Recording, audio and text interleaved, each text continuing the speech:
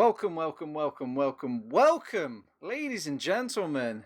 Team Fortress TV here, and we are proud to announce and bring forth our ETF2L Season 29 Premiership Grand Final. It is here, ladies and gentlemen. This is what we've been waiting for, over 33 games across a long 2-month season, delayed back from LAN events and all other sort of grand little games that we had going on. And of course, we've got a grand casting production team to go with it. We are joined by myself, TurboTabs. I will be your host, your play-by-play for the evening, and I am also joined by the Grandmaster, the Grand Caster of the season. It's Beta. Say hello to the nice people, Beta. Hey everyone! I hope you're as hyped for this whole grand final as I am. This should be absolutely amazing. We have two of the best teams, like the two favorite teams all season, and there are some roster shuffles. There's a lot of different results that have happened throughout the season that really brings the final result into question. So, you know, it's not like a cut and dry case of one team being the absolute favorite with no chance for the other one to compete. So this should be a really good game, and these teams also play very different TF2. So just ultimate variety, fantastic competition, and then of course, let's not forget that we have Gemm on camera to catch every single excruciatingly awesome detail. So give some love and chat for Gemm. I couldn't say it better myself. Well, we've been teasing you long enough. Those two teams are, spoiler warning, is Se7en versus Ascent.EU. I mean, you guessed it. You all probably predicted it, seeing it from the very start of the season. These are the two teams that were ahead of the pack. Even teams down below them were more than confident to say that these were the two teams that were going to face off in the grand final. And that's pretty much how the journey went for everybody. It was just the season all along. Se7en was pounding everybody. Ascent maybe struggling a little bit here on the way, giving up a few rounds here and there, but still comfortably sitting in that second place spot by the end of the season. And then when we head off into our playoff section, there was a little bit of a rustle and tussle between the third and fourth team, but in the end, the second and first was just ended up being with the comfortable two teams, Se7en, Ascent. Let's go through these rosters, Beta. I'm hyped. Yeah, absolutely. Let's take a look at them. I'm not sure if we're going to get a graphic up and whether or not which team is going to go first, but Se7en first. All right, cool. And this is a team that looks a bit different, right, than they did at the beginning of the season. So let's go through it. We have Seeds on Medic, a newcomer medic. It's always exciting whenever Se7en brings in a new medic, and Seeds is the chosen one, perhaps. You shall see. He's been doing pretty well so far, but he's also shown some cracks in the armor. So it's definitely going to be trial by fire as far as Seeds goes. Then we have Cadus, the OG demo man, just absolutely one of the best demos in Europe and has been for, like, I don't know, let's just say 7 years. I don't know. But then we have Falash and Tiger on scouts. This is probably the best scout combo in Prem. There was a big roster shakeup where they lost. Who was even scout in the beginning of the season? It wasn't Stark, was it? No. No, I think they had some people like rotating in. Yeah, Ams was playing scout. That's why we were struggling so hard, because he's still that pocket soldier for this team, at least for a good chunk of it. Yeah, but then they just added the best scout in Europe, Tiger. Probably just the best player in Europe at this point, I think. So that's a really, really strong addition. And then they added AMS on Pocket and then Adiski on Roamer. And Adiski has been doing really well, actually. He's probably been the one that surprised me the most. Just really top performances, just market gardening people. Been really good. It's been a while since we've actually seen that in Prem. There's not that many people that make good use of market gardens, but Adiski is one of them. So definitely keep an eye out for that. Yeah. And then AMS on Pocket is just a beast. What a team, what a team. Well, there's no time to waste. Let's head on over to our Ascent.EU roster and we'll go through the histories, the backgrounds, and the strengths of this wonderful squad. Over on Ascent.EU, we do have Ombrak on that medic. That guy is a rock, a bedrock for any team. He seems to be the cooling, calming presence. He even has a bit of calling skills himself, but who needs callers on that team when you're dripping with them, Beta? Because you've got the man, the major. Salute in chat, I expect. It's for Josh, the Irish Josh, the just the Ginger Wonder. Well, not really a Ginger Wonder, but he's just a wonder pocket. He is a true just fragger, and he's one of the top airshot lords of the entire Premiership division. And we have to move on to our demo man. It is Elacord, the awarded best player of last season, and there's no real argument here. He was a beast over in season 28, and he continues that spree over into season 29 now. Now he's just looking for that last trophy beater. It's that grand final gold. And over on the roaming soldier, we've got Chris, another Irish presence on the squad, kind of just capping off that sort of a soldier duo, and he's just been solid. I've been praising Chris for a long time now, ever since Gamers Assembly. I've been hyping this guy up, and he seems to kind of not get enough sort of praise that I think he deserves. But then again, I'm a soldier main at heart. Anyway, over on the scout duo, now you talked about the scouts being the best over on Se7en right now, but I don't know, these two scouts beat Funds, Credu, they've all kind of walked away with some sort of LAN championship now between both of them. And I mean, Credu even won a team game over at Copenhagen Games with Se7en, in a sense. That's another thing we have to touch upon as well.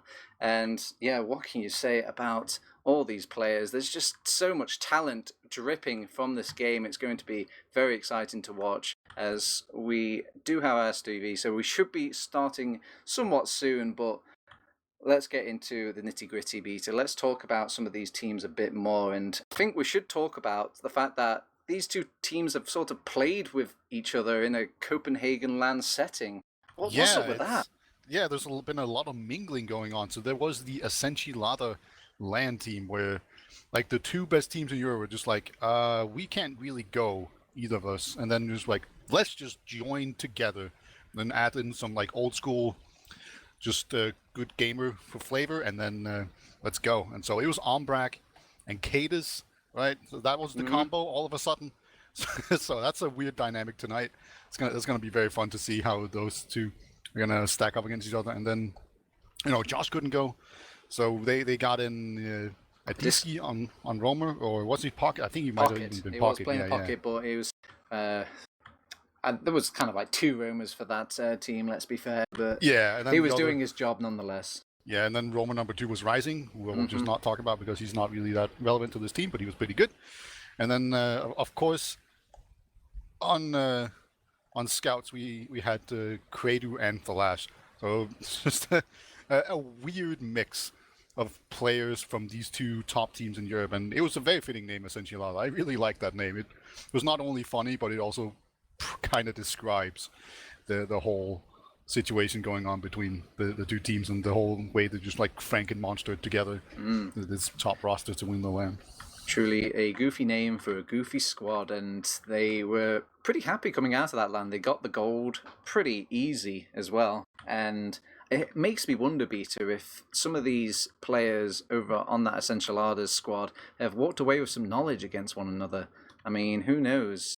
But we've still got some other things to talk about, as we have got some other little matchups that I want to kind of bring your attention to, and I think it's going to be the AMS versus the Josh kind of matchup. I think this is the highlight matchup to watch tonight. These two players have been like just big names on their roles. Josh and AMS, when you think of a pocket soldier, could you think any more pockety than these two players? Yeah, that would have to be Captain, but Captain's out of the picture, so yeah.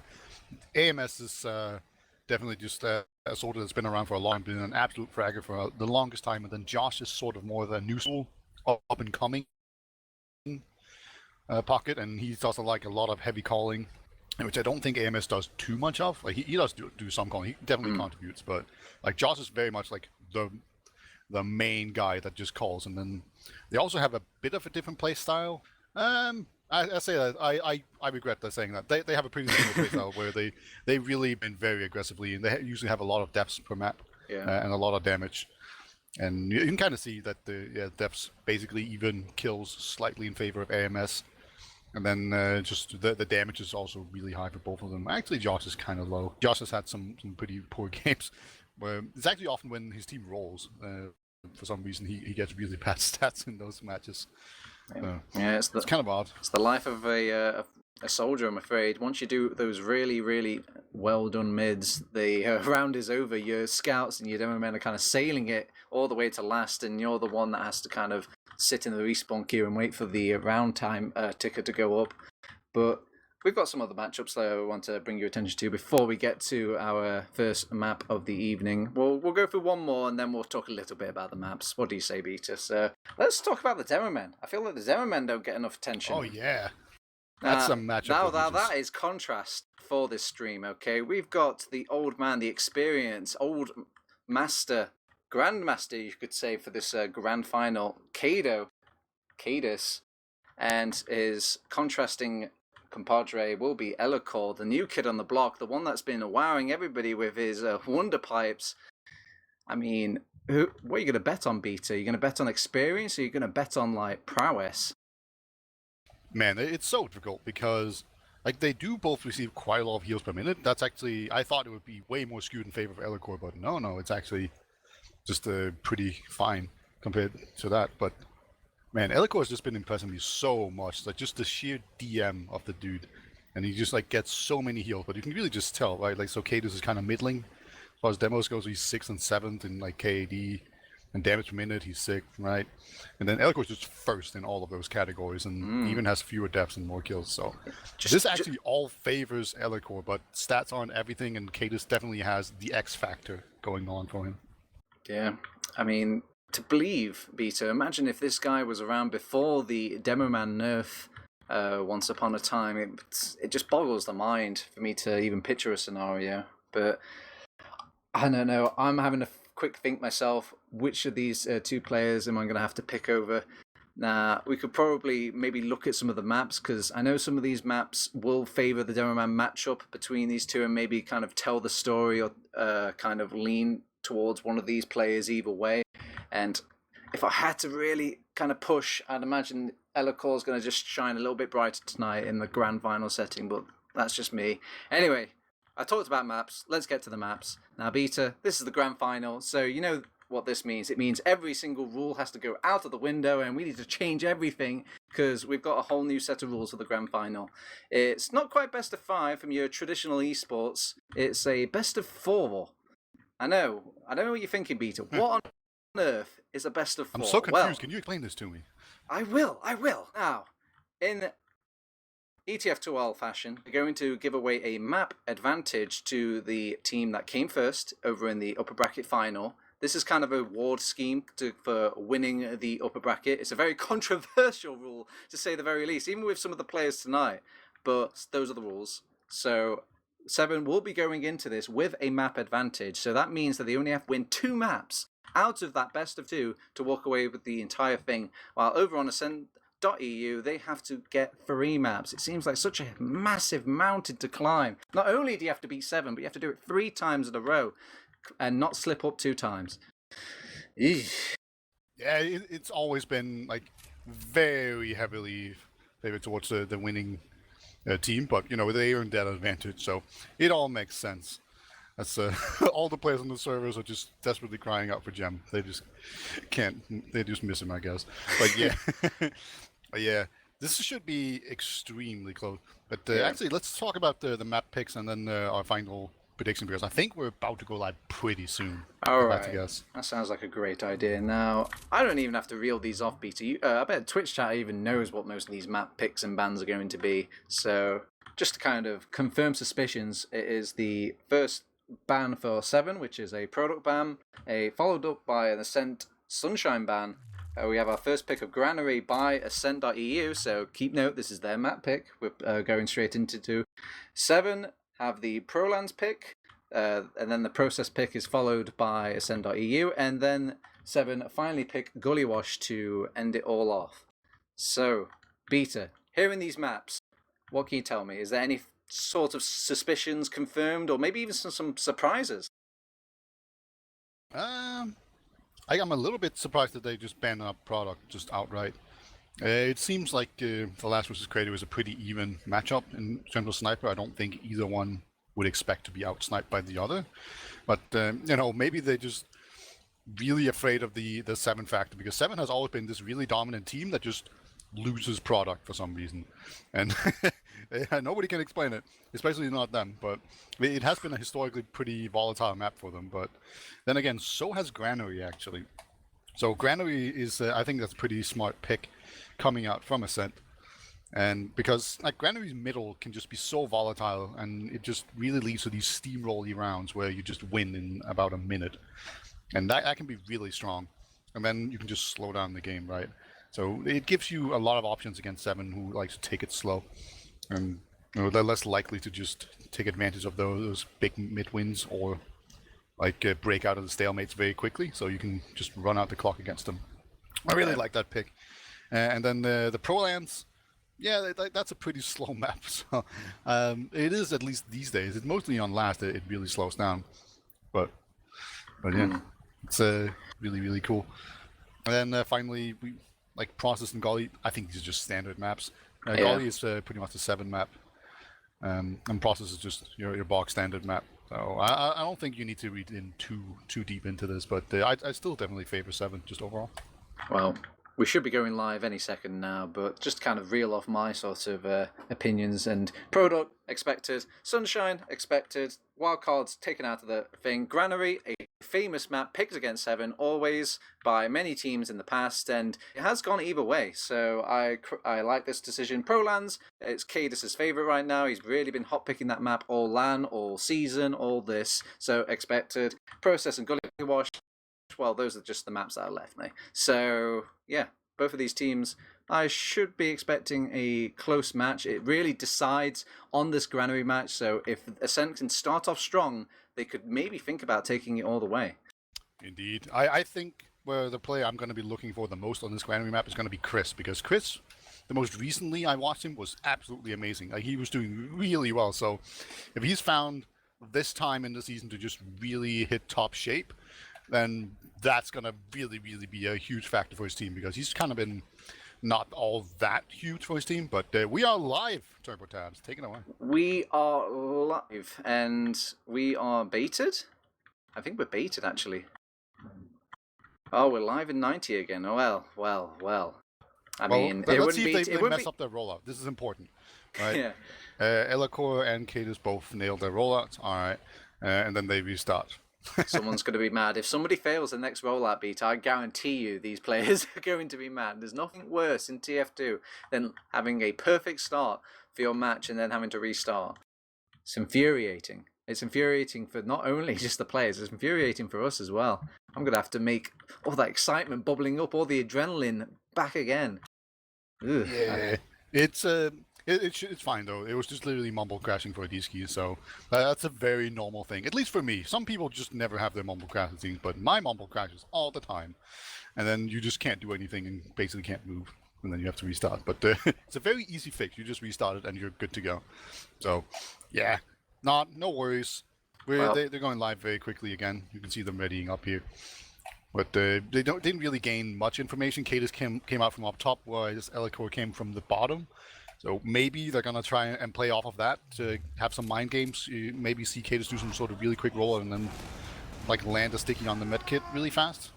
Because oftentimes you'll shoot up top first, because then you can also hit scouts. But yeah, we'll see how they play it out.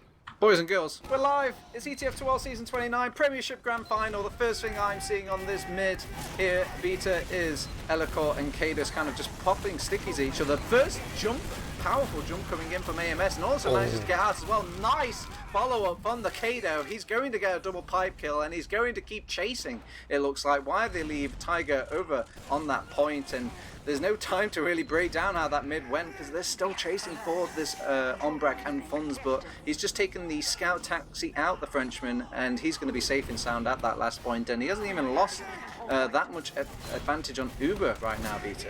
Yeah, scout taxis can also build Uber for you, so it's a pretty good situation overall for Ascent, apart from the fact that they're on last, but they're in a really good position to just hold it. So just a very strong jump in from AMS, really opening up for his team, and then Cadis is coming in there and hitting those really clutch pipes. Whenever you hit a really hit some pipes on mid, it can just have a huge effect because it's just like 100+ damage often just happening in an instant, and that really turns it around. It's actually going to be a double soldier spam from up top, coming in here to pressure Chris, who's holding up top, but they don't manage to get him. And then of course we see the Kratos sniper on the right side, having the door being held open point by Josh, and Josh is not on a banner. We often see Josh go on a banner in this kind of situation, but we have a scout going in there. The last coming in from behind, very sneaky. Gets taken out by Funds though, but Funds, okay, Bailey does survive himself. But a nice little play there from the last. I like it. Oh, not a nice sentry gun spot. It actually gets spammed out immediately, and that should be enough advantage for Se7en to start pushing off this. Even got some nice damage onto Chris. They've got the follow-up onto him. Very nice clean-up kill by Se7en. They've popped off the Uber now for Umbrak and Co, and they will have to respond in kind of on Se7en. They've already got a lot of point pressure. Nice. So much point pressure. They've got one round on the board already. This is a poor start for Ascent.EU on their map pick beta. Absolutely, really well played there. It all started with that one nice little play from Flash where he just jumped out the window and just completely blindsided 2 players just holding the door open. So really strong play by the Danish scout there, just showing his experience. Just really well played, and then the rest of the team just followed up and then had a way superior Uber just by pressuring the point. So great job overall just from Se7en there. There we are on our second mid. This is so much faster than Elikor, but he doesn't really get so much of an advantage. Chris actually gets the easy kill on Tiger on the flank quite quickly, and hopefully they can kind of hold the line since then. Flash will bully them back, and Funds is trying to punish him for his overextension, and dust settles. They do have 2 players left. They've got a medic over on Se7en. Goes down. Yep, with Seeds going down now, mission accomplished for Ascent. That was potentially round losing if they kept that Funds is medic still around alive. though. A single scout can out DM 2 explosive classes, but no, nice pipe. They do win that one out, but a single scout versus 2 low HP combat class or explosive classes, that's actually a really dangerous fight. So Se7en, they do manage to clutch it out in the end there, but yeah, just as soon as the medic went down, that was really the end of actual fighting. But Ascent just going in here with the heal advantage, and Tiger going down immediately, and a great start coming out here. Chris is very weak, gets an arrow, so now Ascent are just ready to get in here, but they're so pressured. Look at this.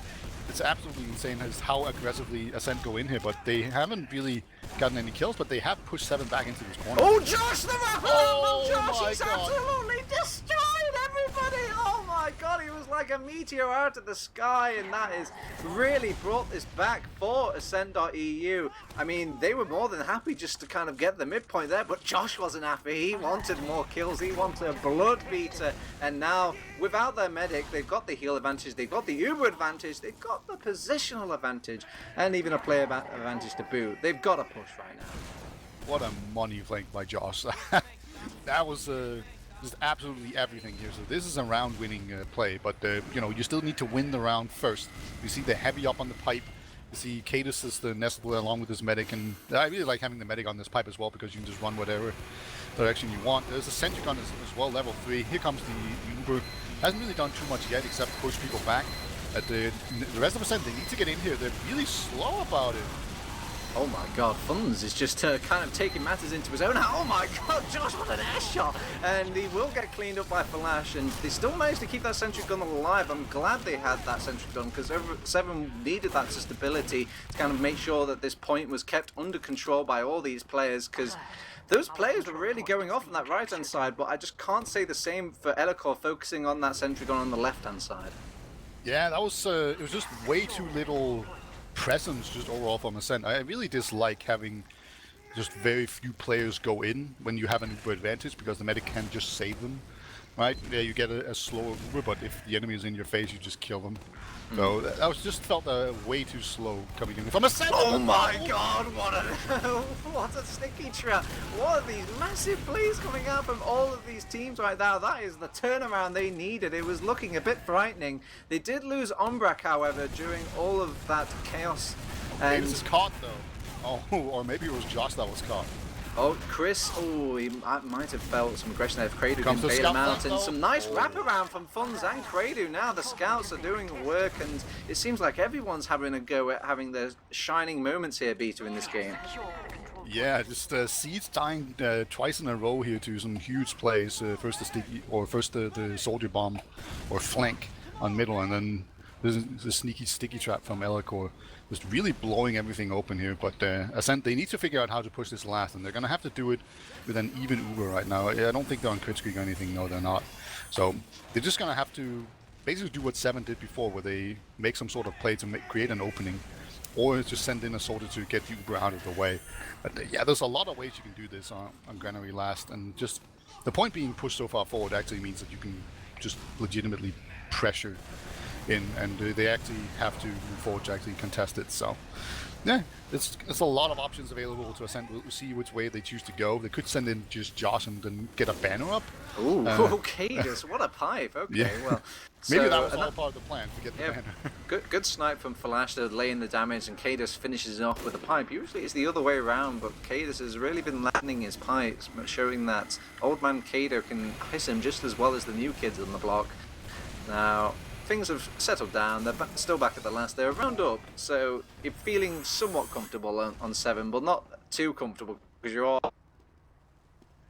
are on your last point. It's just one round to actually claw it back into a draw, and then it's anybody's game. But what a last point to kind of puncture for Ascent. It's one of the true tests, or any test of a map, is just trying to get past this Josh, last he point. did not go for a banner, but he did hold the door open for Kratos, so he went sniper and just takes out the engineer. The engineer going down. That's nice. Soldier's getting caught out here as well. Can he get out? Oh, Adiski might actually go down. He's too close here. Makes it very easy for Elikor to get the kills and the damage onto him now. And with the heavy down, that's their major sort of tool to deal with this Uber charge from Umbrak. They're going to slow push this in, it looks like, over on Ascent, and they're trying to see if they can force Seeds out. They do force him out first. That's like huge. Yeah, and they force the Uber as well. Josh is kind of team. Oh, they're just leaving him. Like, they're rotating round. They want to get the sentry gun first, and they actually get it really quickly as well. But they do lose Josh. They do lose Elikor. That's a massive pick. Now they need to kind of bank on these scouts and do a lot of work here. Adiski's back on that heavy weapons guy. Oh my god, Kratos still popping off heads. Oh, the scouts. They're on the point beater. They capped it off, and what did I say? It's comfortable, but it's not too comfortable. It's 1-1 for both of these teams now. Anybody's game still in this first map. That was just absolutely incredible by Kratos. It feels like he was the only one really killing anyone, basically. He was finishing off people, he was softening up people. He just did so much work on Sniper, so just great signs from Ascent there that Kratos is having an on night, it looks like. But it's going to be a third mid and a 1-1 score. Yeah, let's see who is the first one to go aggressive, and it's actually kind of a group effort from Se7en, it looks like. Nobody really wants to branch off from any of these teams. AMS and Adiski will jump in now, but the jumps just aren't quite as successful as the first few mids. And it's Josh coming around for another. Have you seen this before? Oh, Josh, he's doing the same thing. Fool me once, shame on you. Fool me twice, shame on me. As they will not feel any shame today. They will see the Josh bomb coming in, and it makes me wonder, Peter, who's watching these flanks over on Se7en? I feel like we've had flanks from Funds, we've had flanks from Josh twice now. Somebody needs to keep this flank under control. Where's Drac when you need him? Yeah, indeed. We need someone to just look into ramp room all the time. That's where just kind of jumping in. Or at least that's where he ends up, and then he can do that big flank. And it's kind of gone wrong for them twice now, where he at least had an opportunity to make a play out of it. There happened to be a scout around this time that hadn't figured out. But here comes a soldier jumping in. A nice first shot there, but sees surf away. So Chris trying to, I don't think he quite hit the big jump in. I think Seeds was so far away, even if he got the most maddening air shot, I don't think it would have killed him either, unless it was some sort of crater malarkey. But yeah, headshot crater. He will live, so it's probably an opportunity for Ascent to try again, because Gentleman's Code, you've got the mid, you have to make the plays, as you have that respawner advantage, Peter. Yeah, this is also one of the biggest choke points in any basically competitive map, where that's most difficult to push.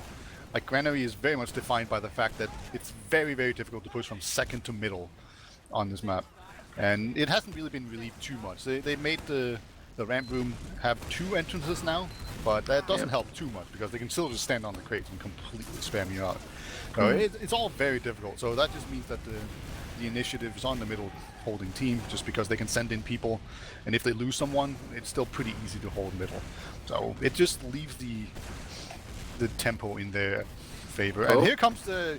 Is it Josh this time? Oh my god. And there goes the Josh. Yeah, he will go down, peppered by those scouts, kind of kept up in the air, so even controlled at arm's length. Yeah, he got pushed up, if anything. Oh my god, AMS! AMS, that is how you open up a flank, Josh, and he will get a clean rocket onto Ombrak, but doesn't stay alive long enough to get the follow-up onto Ombrak. He will pick up a health pack, and it's like it never happened.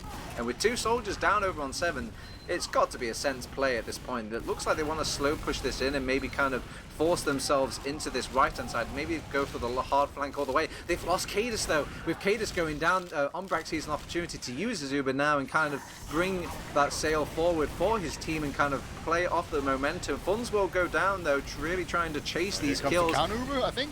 Oh no, they don't even need no stinking Uber. They've actually got the Josh and Chris kill because they really want to get that force on top of Seeds. I think Chris was just kind of pushing the issue and Josh was going for the flank again, but maybe that creative, great flank is kind of biting him in the ass now because now he's got too much confidence on these on this flank. Really going for the plays 24/7, that Irish boy. Yeah, you gotta pace yourself, especially against 7. They're not gonna fall for the same tricks twice. A lot of damage, they forced off the Uber, but actually got a drop onto Cadus. He's not going to be pleased about that, getting dropped there. Josh is still alive, and there we go. The 2 scouts come to crash the party, and AMS is going to work his way into Lunchbox, but they've got overextended Eloquent. He's been better down. What a crossbow from Ombrak. That is going to keep that man alive and keep this defense all set up. They've still got scouts chasing, though. They will force off that Uber. The scout decides to go behind now. I believe that was Tiger there, and you don't want Tiger behind. He is a beast. We even called him our best player of the season, probably. So let's see if they can deal with that scout now. Where has he gone? Like, everyone's just behind. Ascent is just really trying to sniff everyone out, and it looks like they have succeeded in doing so. I don't see any 7 players that are still behind, but Ascent, they're not 100% sure that they really have sniffed everyone out. They didn't see everyone leave. That could actually be a huge issue, that they might leave too many players behind. Like, Chris is at least not in this fight, but it looks like Ascent, they have actually managed to just force out 7 here. That's going to make Ascent feel a lot better. But I think still in the back of their mind, like, there could be a scout behind. We just don't know, just not 100%. Now, they have a slight advantage over on Ascent.EU right now, but whether or not they know about it or if they'll even push for it is another question. Usually these teams have so much respect for one another that they're going to assume that these sort of Ubers that have been built are being built at the same time as the enemy team. So they don't expect any inefficiency. If anything, they expect the highest caliber from each other. So if you see a team not pushing off an Uber advantage like that, just assume that there's some respect coming out between both these teams. Yeah, and also it is a pretty difficult push to make. You usually have to pop pretty early. These chokes are pretty small. I know I've already mentioned this, but it is worth mentioning again, just that these chokes in Yard are pretty small. Oh, another skip jump through here by Chris. So he has made it through. Or wasn't that Josh? That was actually Josh. Yeah, taking Josh. That wasn't a suicide at all. That was just a way to make it through. And this is one way you can actually just break this. They're spamming C's, and they're all looking at him right now. It makes me wonder if they can get in for this from this left-hand side. Yeah. They're spamming from everywhere, Josh is really. behind in the door, so... Yeah, oh, he actually gets the Tiger kill, but there's a bit of a wraparound, or if you can call it wraparound, it's more like a retreat from Se7en, and they've lost so much ground because of this play from Josh here. So while he does die, it does gain a lot of ground for his team, and they still have the numbers advantage, it looks like, anyway. They do have some respawners coming back, and it does help that Cadus is landing these pipes quite effortlessly over on this second point as well, so things will calm down now. But Ascent overall won this little fight over on the point 2.5, I guess you could say. I really liked the way Josh played that though, like just positioning himself inside, which means that nobody could really retreat, and then the rest of the team pushed forward, and then it was just like this really strong sandwich play. Very, very, very strong, and I like it. It didn't quite work out in the end. It was a lot of players just kind of stuck in there. Oh, Tiger going down actually to Josh and blasting.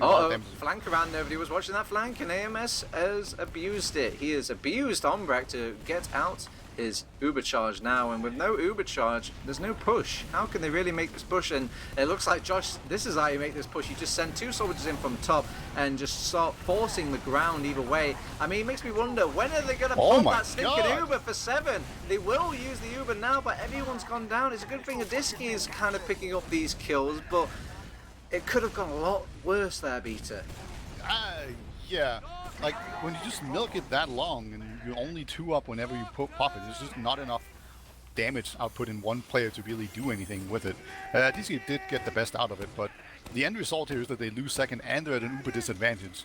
And Ascent 100% know it because the uber was so much earlier, so they could just like dot push this, and they'd have a really solid push coming out from this. So we'll see whether or not they choose to do this or they'll just play it slower. Looks like they are actually edging their way forward right now. Yeah. And yeah, Josh is all the way in, so this is going to be a dot push. Here we go. He's on 75% at this point. Sentry Gun has been spammed out. That's the first objective taken care of by this Uber. Now they have to get some damage in onto Seeds before he has his own Uber though, and there we go. There's the damage, there's the kill, and now they just need to start cleaning up some damage classes. They do have some heals on the side to kind of make this fight a little bit easier, but with Umbrak being taken out, it makes the fight a bit harder now. But it makes me wonder, was the medic kill really the right call? Now they've got they've wasted all that ammo. They should have maybe started firing at people with guns, and there we go. Guns will come in!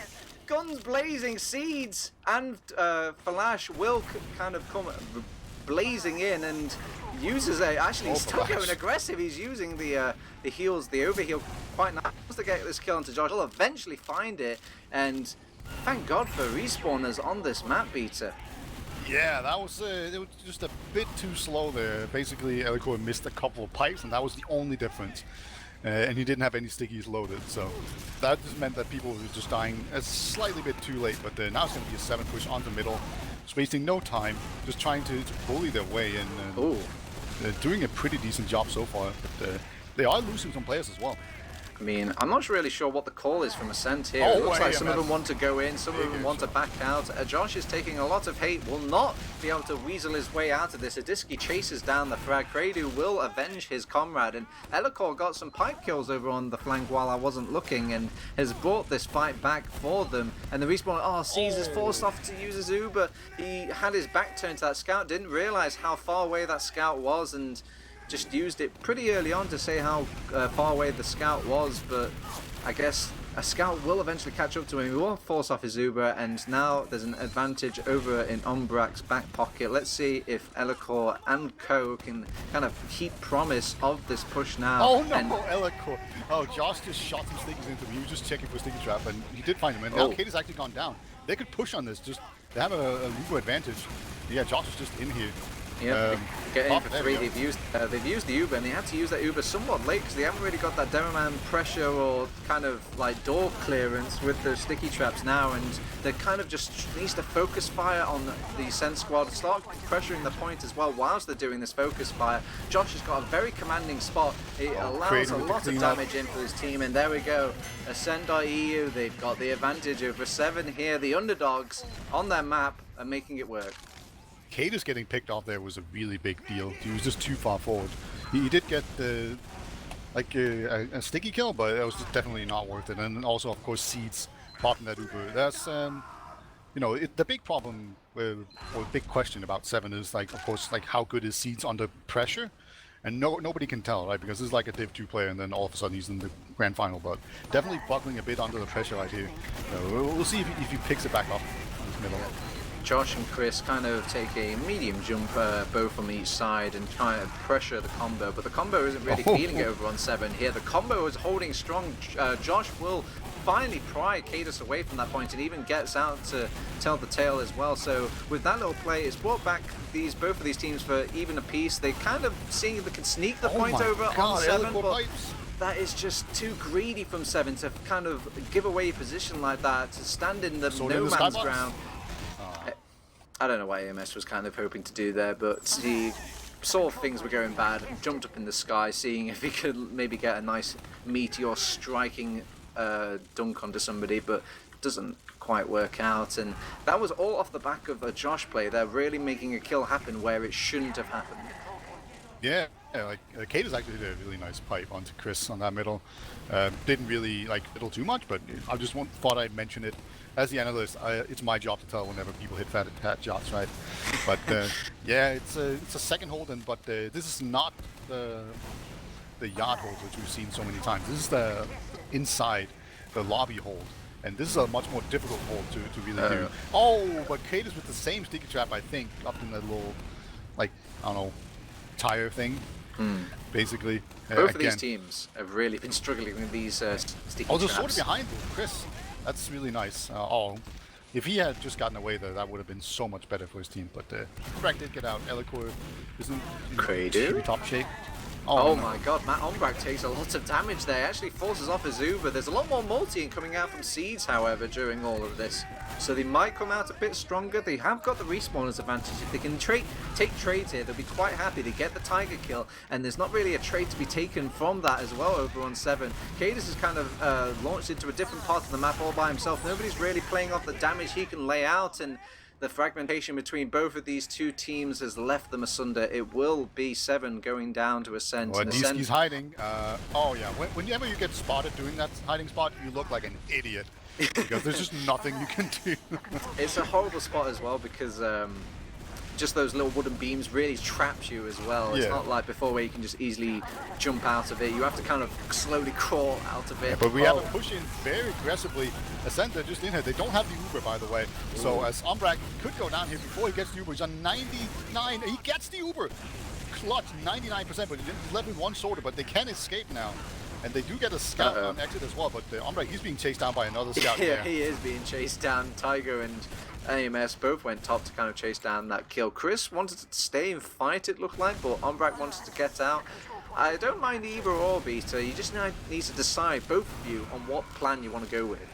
Yeah, it was a really good use of the Uber on middle by Ascent because they just used the Uber exchange. Then they had like a slightly better Uber as well, but then they got spawners in and then they won the fight. But then when they moved into last, they didn't actually have the Uber yet, and they didn't quite have the cap time as well, so they couldn't pressure the point and force 7 to move forward.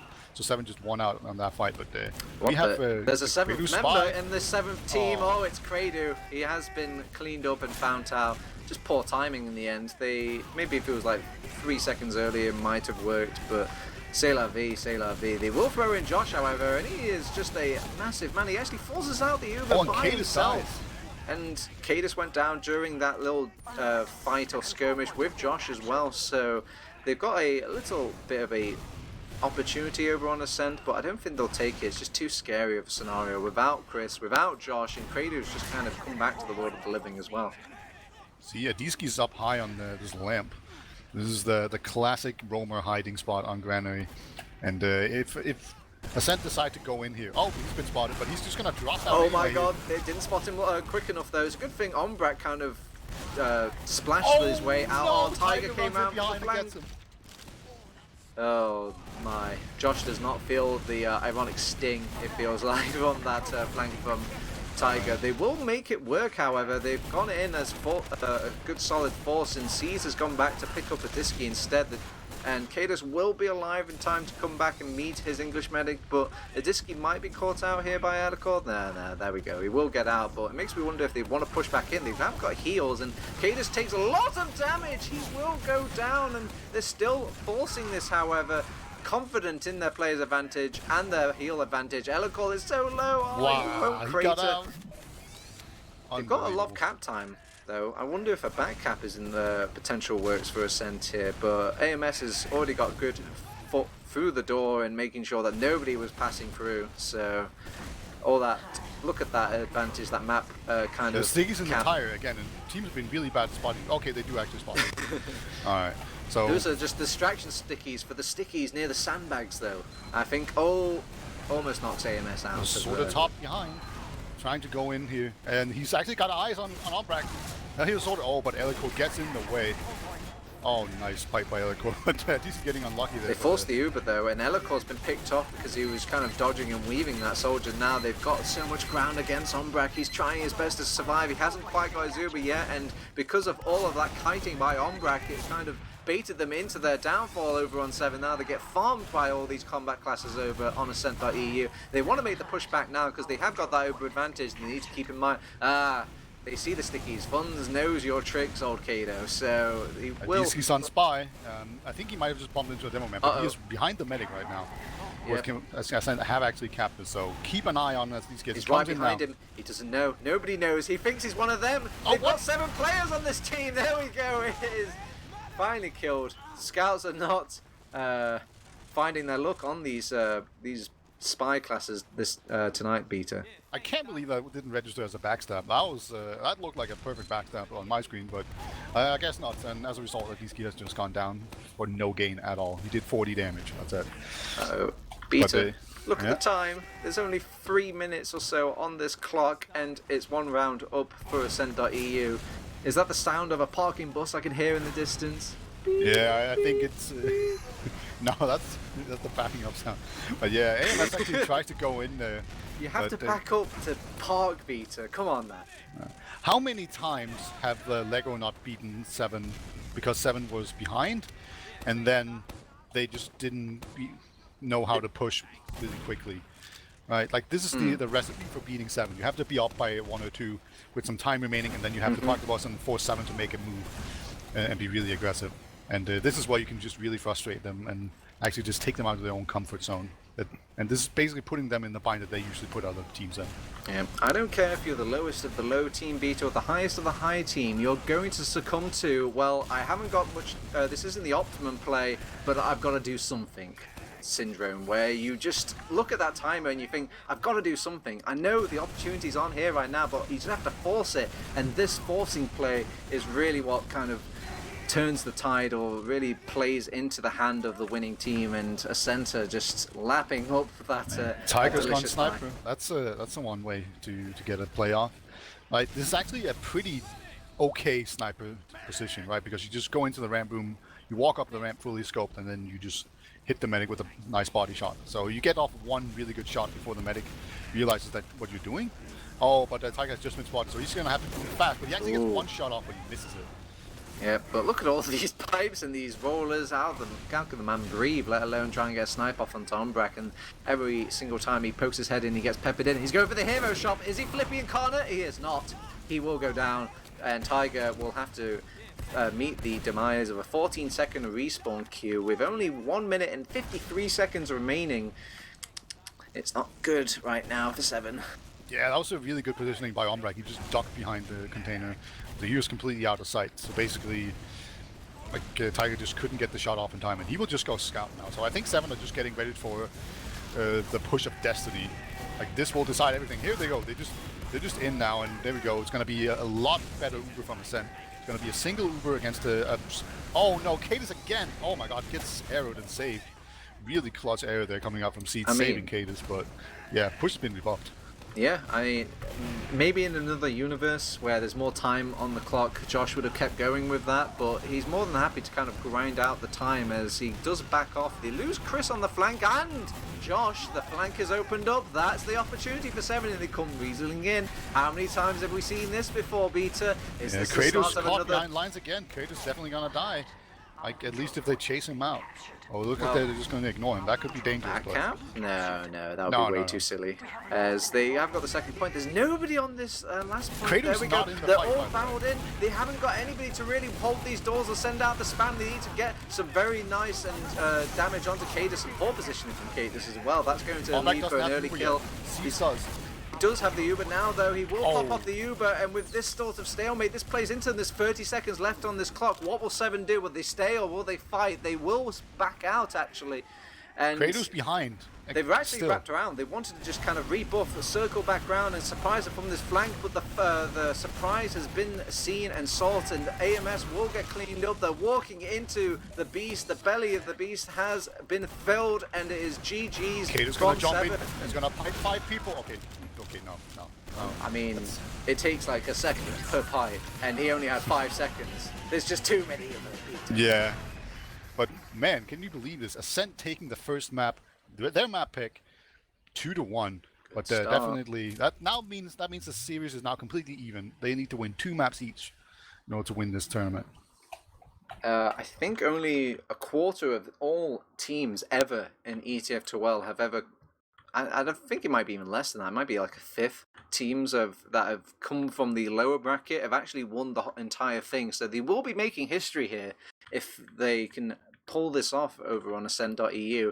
And they have me confident, Beta. I did say my condition for a hopeful Ascent title is for them to win their map, their granary map. And you get a lot of advantages from this, Beta. Not only do you have a morale advantage, like a momentum advantage, but you've also got the enemy team kind of doubting their morale and their play and all these things right now. And I mean, can you scare a team like Se7en Beta? You can definitely make them nervous because this is kind of a rebuild team coming out from Se7en. So they don't have the same cohesion and maybe trust in each other that they normally would have. Like, there are a lot of really good players on this team, but they're not the same kind of cohesive unit that they've kind of been known for. And that is really their big weakness, right? Like, this is a rebuild season because they kind of blew everything up mid-season and tried some new stuff. So this is the danger of that. And you can kind of see that when they were being pressured in these really time-consuming situations, it just really didn't work out for them. But also, very surprisingly, as we have some logs up here, is that Cadis was actually overextending a lot and dying in a lot of situations where you'd think that he would just be way more experienced and not fall into those traps. But he's got 18 deaths to Elicor's 11, and Elicor has like a ton of damage as well, right? But that's a really key difference. I called it, Beta. I called it. It's prowess over experience. It's new blood. It's the people's demo man is Elicor. And I think it was just mainly stemming from those sort of drops during the Uber exchanges or these little pushes where his medic just... I don't know. I don't want to place the blame on Seeds because there were times where I don't care how much heals you were pumping out, you could have the bleeding quick fix enabled. I don't think Cadis would survive some of these matchups either way, but there were some definite avoidable moments, Beta, that makes me call into question scene performance. Not as much as like the average Twitch chat main, but just a little bit. Yeah, I agree. He definitely made some mistakes. Like every medic does, but this is definitely something that could actually get to him because he's not used to playing under this amount of pressure.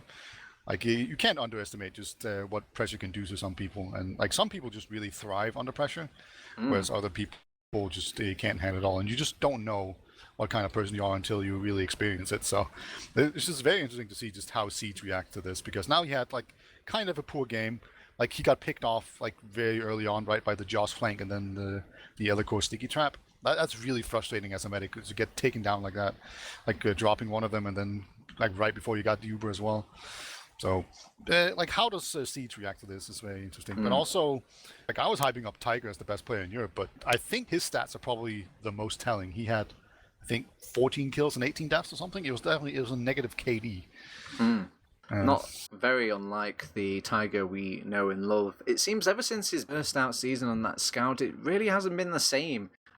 Season 27, I believe, or is it 26? Anyway, one of those seasons where Tiger first placed scout, it was godly. I don't think I've ever seen a scout play as well as that. And ever since then, it's just not really been the same. And I don't know. I mean, he's still pretty good. Like, don't get me wrong, but it's just, I think maybe he might need to tap into that season 26 or 27 Tiger Scout to kind of bring this back for Se7en if they keep up at this level.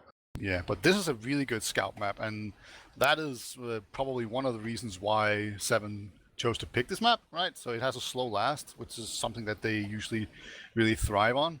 But then it also has this middle that's really, really dominated by scouts, because if a scout's just like jumping around on the train and the hoodoo, they can just take down so many players, just deny jumpers, and then just clean up after that. So, like, this is a kind of map that the Tiger and Thalash could just really thrive on. And I actually think that Tiger and Thalash are two of the three scouts in Prem with the best movement. Like Funds and Credo, they're really good, but they don't have the same kind of movement that Tiger and Thalash and Shocky have. It's just... like, I think those three scouts are really just kind of elevated above the rest in just the movement aspect, at least. And Badlands Middle really, really rewards good movement because you can jump off of props. Well, there wasn't much movement or involved in the Funds versus Tiger matchup. Look at that difference there, Beta. You've got 8 kill difference between these two scouts. I mean, if there's no hoodoos, maybe that's what's killing Tiger. He's like, I need something to bounce off, And Funds is like, haha, I've got you in a poor, boring ass boxy map and you can't move. I'm just going to hit you with my superior aim, or at least in this map. Or did it really come down to superior aim, Beta? Does it feel like these scout matchups or these 1v1s are being won by one scout in particular, or is it kind of a team effort from both of these teams so far? It's definitely a team effort. I think just Josh and Chris were really good at just jumping in there and doing a lot of damage, and then just easy peasy cleanup. There was at least a couple of pushes where that happened, and then Tiger was just one of the people being killed there by Fons, who's playing the pocket scout, but then also Kedu, who was also doing really well in those kind of pushes. So it's not just that that Fons is winning all the 1v1 duels with Tiger. Like Tiger was also running into a bunch of chokes sometimes, just to try and create an opening. We've seen this before happen to scouts, where they will just run in very aggressively, and then like maybe 50% of the time they'll get a kill and run behind and get 2 more kills, and everything just falls apart for the enemy. And Tiger is one of those people that can really get away with doing that and just playing that way. But they didn't work out on Granary at all, and that just might be because of those 2 really harsh chokes through middle and second. Well, the chokes get a little bit lighter now. Now there's not so much roof over on these chokes, so a bit more freedom for the Englishman, and I'm sure he's going to be quite happy with that. But I know we're on Badlands now, or Prolands, I guess we should start calling it now, Beta, but we've been through Badlands so many times before. It's such an ancient map. You know it. You love it, you hate it, you don't like the change, you do love the change about last. There's loads of things that we've covered before. I want to talk about something we don't get to talk about too much in these sort of scenarios. We touched upon it very so slightly a second ago with Seeds, and I want to talk about these sort of high pressure scenarios, these bits that you don't even see in like an average ETF2L game until it gets to like maybe a grand final, or you usually see these at like LAN events. What does it mean when it comes to these like sort of this huge building pressure, the adrenaline gameplay? Is it truly frightening? Is it really going to be like a silver bullet for some of these teams? Do you either have it, or can you build it? I want to know, Beta. What is it about these high pressure scenarios that can be so scary for either of these teams? Well, it's just that you can oftentimes feel pressured into making decisions just based off of all the pressure that you're feeling, because like a lot of the time you make decisions based off of feelings, right? Like, oh, I feel under a lot of pressure, but then when you're in the big situation or in a big match, like you need less pressure basically to feel the same amount of pressure. Yeah. Right. So like the physical actual pressure you're under in the game is not like, doesn't feel the same as it would otherwise. Yeah. So everything can kind of get elevated, so that could mean that you make decisions kind of rashly, or you pull the trigger on pushes that you normally wouldn't, or like you pop the Uber when you normally wouldn't, and like that kind of thing can just really mess with you because of the way that things feel different. And so you're actually making different decisions even though the information is kind of objectively like different or the same. Yeah, people big these things up in their mind, Beta. When they envision a grand final, they probably picture themselves doing everything right. Everything like comes out of them flawlessly, or they're going for every single play, or everything they'll do should be successful. And they're not even going for the plans that they've kind of synced up or agreed upon with their teammates earlier in scrims and in little team talks and whatnot. And you wonder if any of these players will kind of succumb to this. I mean, we talked about Seeds a little bit earlier, but is there anybody unproven in your eyes in this in these teams tonight that might feel some of this pressure if things start going bad? I suppose Chris is pretty unproven, right? Like he's been to some lands. Well, he won the Gamers Assembly, right? He has that towering over Umbrak. I'm just gonna be a really mean dude and say that that's not the biggest deal in the entire world. But yeah, he's good on land. I will give him that. But I still think that the ETF2L Grand Final is a different beast altogether. And like he's definitely one of the people that's just going into this that like you would definitely put a finger on and say maybe this guy is not used to this. But we are actually going live here. So quick, Beta, 5-second prediction. Who's gonna win? I think Se7en's gonna win it 3-1. I'm going to agree with that. I think this is going to be almost a slaughter, actually. I think it's going to be 5-0, because this team has shined this map to a mirror shine, in my opinion. So let's see if they put my money where my mouth is. It is Se7en versus Ascent on our second map, Ascent.EU, and they will open with a Chris death, which isn't a strong start. Josh is also brought down very low during that fight, so he's not contributing anything for his team for a solid 2 seconds, which is a lot in FPS land. Cadus goes down again to a kind of bum rush from one of these scouts now, and nobody seems to shoot Krader as well, who's kind of crawling all over them. Meets back with his medic and gets a crossbow. It's like it never even happened. Oh, a DC! he actually just runs into Umbrak. So Umbrak's very weak now, and Tiger's in the area. Tiger's in the area. Oh my god, nobody's watching Tiger, and he just meat shots the Frenchman down. He will lose his Uber advantage, which looked like almost assured for the guy, but I don't know, maybe Tiger's got one of those invisible sort of view models. What's going on there? It was just really just the fact that Umbrak ran into a D-ski and just took that 112 point-blank rocket. The Ascent's actually just gonna take Spire here. At least it looks like they should get this for sure, but they might get recapped. Yeah, they don't have any heals. Neither team had any heals. They're both gonna retreat. All right, so this worked out for Ascent really well. But there was actually a really weird middle as well, because both teams had their medic in Valley for the vast majority of it.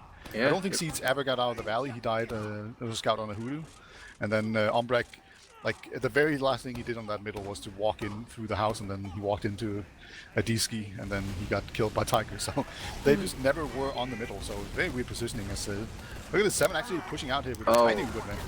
Yeah, the sticky trap will catch Flash though, who's trying to jump into the spires. Seeds will be forced off by Josh, and Josh is actually doing a good job of managing to back out as well, and he looks poor Adiski in the eye and just runs away with that escape plan, and truly a fitting name as he gets out. Oh no, the trap in the steel door, nobody was checking for it, they didn't see it coming. With all of that kind of success from Josh's little getaway in his force, they didn't count on Kader setting up a trap in the meantime. Yeah, Flash gonna try and get up on the Spire here, but he gets just triple teamed basically. So that was something. Oh wow, okay, Chris thinks he's home and away, and actually lands into some pre-made traps by Cadus, and they will actually get a nice rocket onto Seeds. Seeds goes down, Kradu, nice follow-up, and even gets back to his own medic now. They need to watch the life of Umbrak, they're going to want to get him, and there you go, Adiski right on time, a lot of damage sent onto him. Umbrak goes to somewhat of a scary spot, but there's nobody here, everyone's backed out over on Se7en here. They're just too scared. Yeah, these teams are just struggling so hard to keep their medics alive. And at the end of the day, like, Umbrak will be ahead in Uber by quite a bit when they do a dot push. They are building Uber already, but man, what a chaotic turn of events right here. Just medics dying left and right and getting picked off. Tigers on Pyro, and then I think we have a level 3. So everything's kind of clustered together top right for Se7en right now. So that could be exploited. But the Pyro Sentry combination has proven really strong in the future, or in the past, and probably in the future as well. so let's see how they take this. Oh wow, everyone's getting in on this Uber. You get an Uber, you get an Uber. Actually, I haven't got any more Uber to give because everybody was in that stinking Uber. So Umbrak, he's kind of shaking his head right now. Got too many people joining the party there. The Uber was so short because, what was that, a 5-man Uber? Like, ugh. Yeah, they're just trying to pull everyone in there, but the Bio still survived for quite a long time, so it just didn't work out at all. MS Flang coming in, and he's missed the first rocket, gets the second rocket, and a nice tasty third rocket. Will go down, but he's happy. He's singing in the mumble. Is Umbrak kill now, and with that they've got an Uber advantage of 100% here. They could even pop off the Uber and build another Uber. Kratos on Sniper though in Valley. I don't think they've spotted him yet, so he's going to get one free shot. Okay, that's going to be an Adiski kill. He couldn't find the medic, but the sword was standing still, so he clearly didn't realize there was a sniper. But yeah. I like our I guess our considered failed shot Kradu is just like a pick onto the pocket soldier. Like, oh yeah. Well, he only got a failure in life he is. Yeah. God damn it, Kradu. We expect so more. Yeah, well, I think he's earned himself a sniper camp. Let's see what he can make happen. They gotta feel a little bit scared if they're trying to push back this sniper, and they have pushed him back. Chris wins a soldier duel on the flank with D-ski. And then Funds gets double donked by Cadus, so this is looking pretty decent. Funds not being able to contest Spire is definitely a big deal. Getting a scouts up there is really good. There could still be sticky. No stickies on Spire at all, so this will definitely be a fallen Spire in favor of Se7en. And they are ready to push in here, but they have lost every Uber advantage that they have, so they're not going to be able to push in here. So they basically got Spire for quote-unquote free. Oh my god. It seems every time someone goes in front of the Kradu crosshair, he will get picked off, just whether he likes it or not. And see, this is even tempting bait. He's like, you're going to have to deal with the sniper if you want me to go get over there and heal. DC's on spy though, and he's in position. He's in a really nice spot right now. So if he just catches running the back. ham is out. Oh.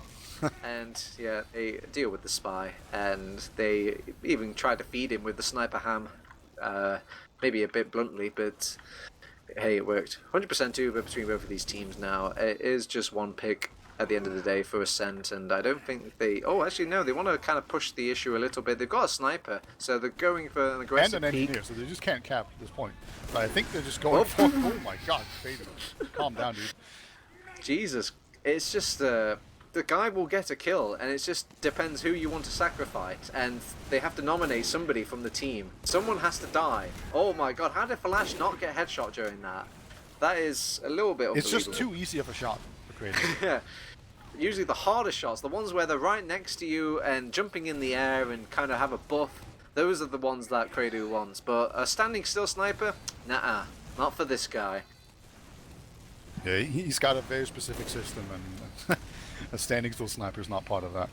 But yeah, there was a single scout that kind of made his way inside the lobby, so that just kind of spooked Ascent, and they will move back, which I like that decision. There's no reason to really compromise yourself in any way. And as I mentioned earlier, they had no scouts, so there was just no way they were ever capping. They were just literally doing it to try and make space for Kratos to maybe get a med pick. Oh man, they actually pushed him back during that time, but Seeds still doesn't want to cross for no matter what. Even when the coast is clear, and he's getting a bit braver on this sniper. Yeah, he's just being really aggressive. And yeah, he's in top lobby now, so that means that he could just peek outside. And he's spotted a soldier. This is a very difficult shot, so he's probably going to hit it. I mean, he's actually forced him down. They're going for almost like splash alone to kind of cover the sniper. He has actually getting to... Yeah, almost got picked off there. He was in a tight corner and was feeling a lot of splash hate, but overheal is a mechanic in this game that will ensure his safety. They back off, lost too much, I guess, momentum or kind of hope that the sniper would make a play and go back to last, kind of seeing if the play will land into them. And AMS actually feels the sting of Kratos again. He just wants to go for another couple of shots, it seems. He just wants to start. Oh, Chris is actually in on the flank and gets the force out of Seeds. Seemed like a very simple or very easy to pop, but I guess he was just so close to Seeds that he had to pop. He was just slightly under 100 HP when he popped, so it's a very... Maybe that was another mistake. I didn't quite see, so I'm not going to pass judgment on it, but great play there by Chris whenever you can get this kind of thing, but pushing out of Badlands last with an Uber advantage and no man advantage against the sniper is super difficult. I'd say one of the kind of maybe biggest flaws of this map is that there's this massive sideline from choke onto Spire and the door, so that means that you just can't push out easily. But oh, there's a banner coming in here. It's a speedy banner, so we have a soldier just going to last. Adiski's gonna find a soldier, but he's getting extra heals, and there we go, he takes him down, and he's in top lobby now, just running around.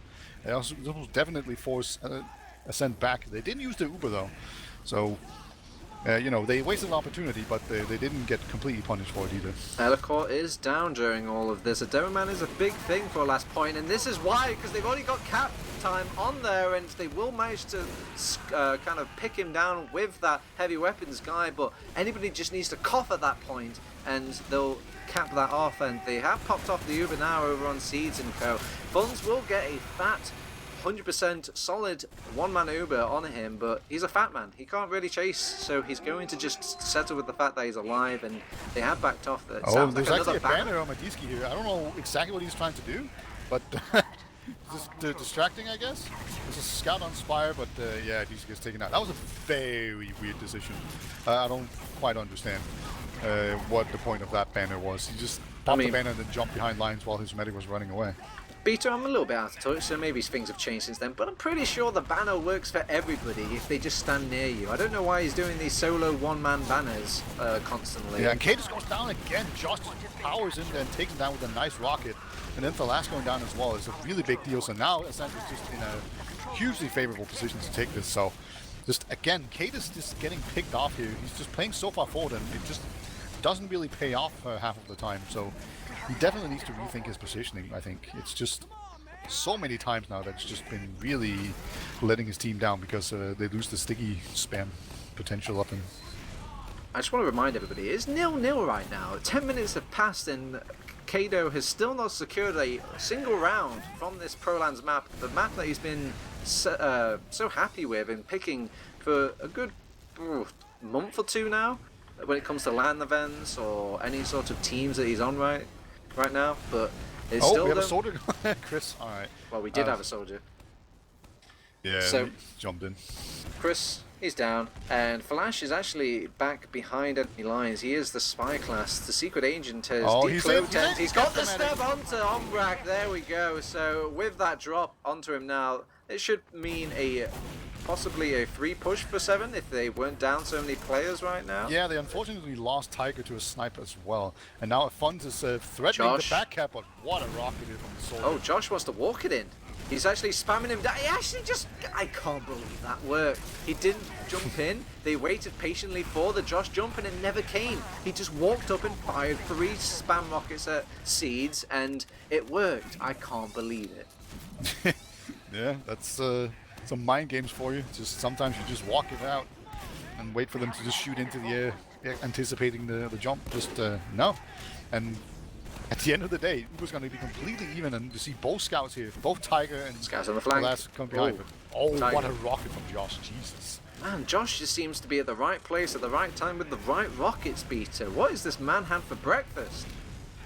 I'm not sure, but it's still working because, like, even late at night, he's hitting a lot of really, really good rockets. So you even see some pressure coming into house here, and it will actually create space for Creative to get 2 picks. Oh my god! They're really trying to just showboat and see who can get the more stylish frags.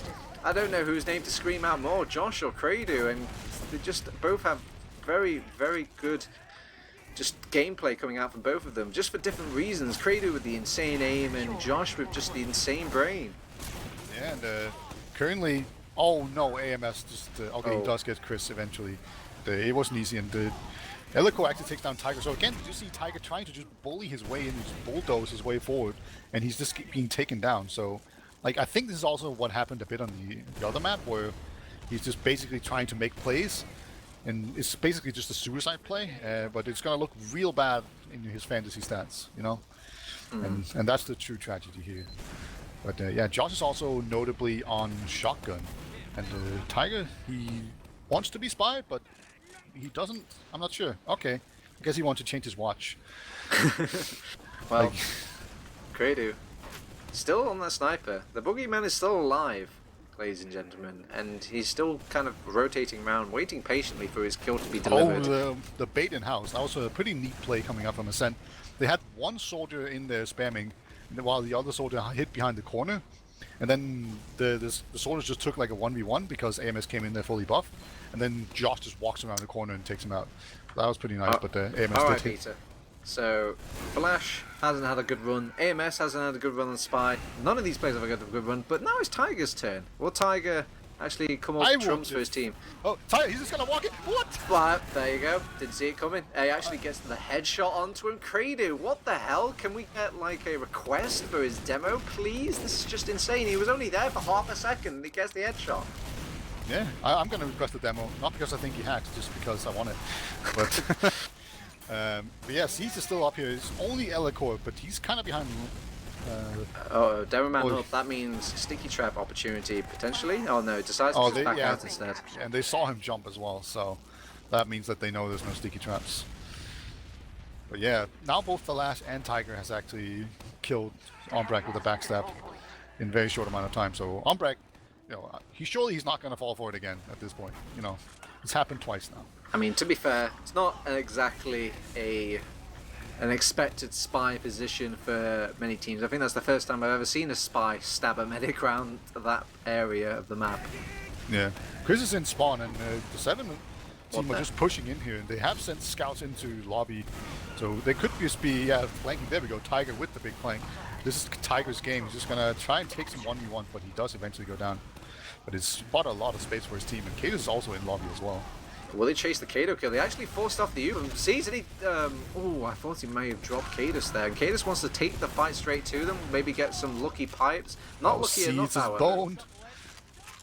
Yeah. What was that, Peter? That was just a car crash from... It looked good from Tiger, kind of just trying things. And he got a sniper kill, not the greatest kill, but from there they just kept wanted to feed more and more players in. AMS maybe wanted to follow up on the position of his scout, and then Cadus wanted to follow up as well, and Seeds was like, well, I've got to heal somebody, so he's following Cadus, and then everyone's just entering a bad way, and then there was a poor pop, and there was nowhere for him to really run, because Chris was already flanking them for a good 5 minutes now. As a sniper, and he's hitting some headshots, and even I think there was an air shot onto Josh or Chris. Either way, they're looking quite weak. Josh actually on the shotgun as well. Worth noting, Se7en has been completely pushed out. They're building sentries on last. They're just getting ready to try and stuff the Uber. They just need a pyro and they're good to go. Alright, another last point for Se7en, but this is their strong suit. They are feeling probably a bit comfortable. They have weaseled their way in for 3 over on this round. Oh, Ombrak goes down. Oh, no. The heals stripped away from Ascent now, and they have to do it alone. And can you really take out a sentry gun on your own without heals? I mean, they can, but they can't cap the point as well while they're at it. That's like the 3rd drop in a row. Like at this point, he's just gonna pop it the next time he just gets it, just to get an Uber off. It just feels so bad. Hold down the button. Yeah, just point maximizing strategy, just holding down the button. The stats would look pretty cool, actually, over on the logs. Where... Yeah. Alright, so it's another dawn for Ascent.EU. They're on the back foot because they're down an Uber, but I'm sure that won't count them out. They're feeling good from the map still. The happy joy of just being in a position where they're one map over against Se7en now won't get blistered by any drop. Chris will go down. That will blister things a little bit, and Kratos is going to have to be the one nominated to watch that flank instead, and that makes the combo just a bit weaker over on Ascent, and they are allowed to be weak in this scenario. Actually, they've overextended potentially. It's a shame there was no real follow-up. Oh, I say there was no follow-up. Disky and Balash kind of come jumping in onto the battlements and provides all the follow-up, and Funds gets the force onto Seeds and even just surfs his way out, and Credo is making little bullshit happen where he gets a kill onto Flash in that house as well. Chris is still defending the 2nd point. MG Spire, anybody? Yeah, AMS looked like he wanted to contest it, but no, he realizes that. How did they hold this? How did they hold this? They didn't even have an Uber. I think it was just because Cadus wasn't in the fight, and having a demo man sticking Spire is just so powerful, right? And Elicor did hit some nice pipes onto the Spire, so I think it's just DM is your answer, basically, and the lack of a demo man again. Cadus being taken down by the Elicor sticky trap. Just really made a big difference. Jumping, gets a clean set of stickies onto that English medic. They have got a back cap in the works, not just the Disky, but a scout as well. And no! Oh my God, Josh! That was the exact direct rocket they needed to bring that back. I can't believe it, Peter. Oh, Flash got to be kicking himself. It was just the same spam rockets over and over again. Man. That was the exact rocket they needed. They would have got that for definite, and they probably would have had enough speed to get to that last point and get a bullshit cap going Josh as well. In. Oh, okay, Seeds get the mech. That was getting dangerous right there. Seeds getting Tiger, caught out.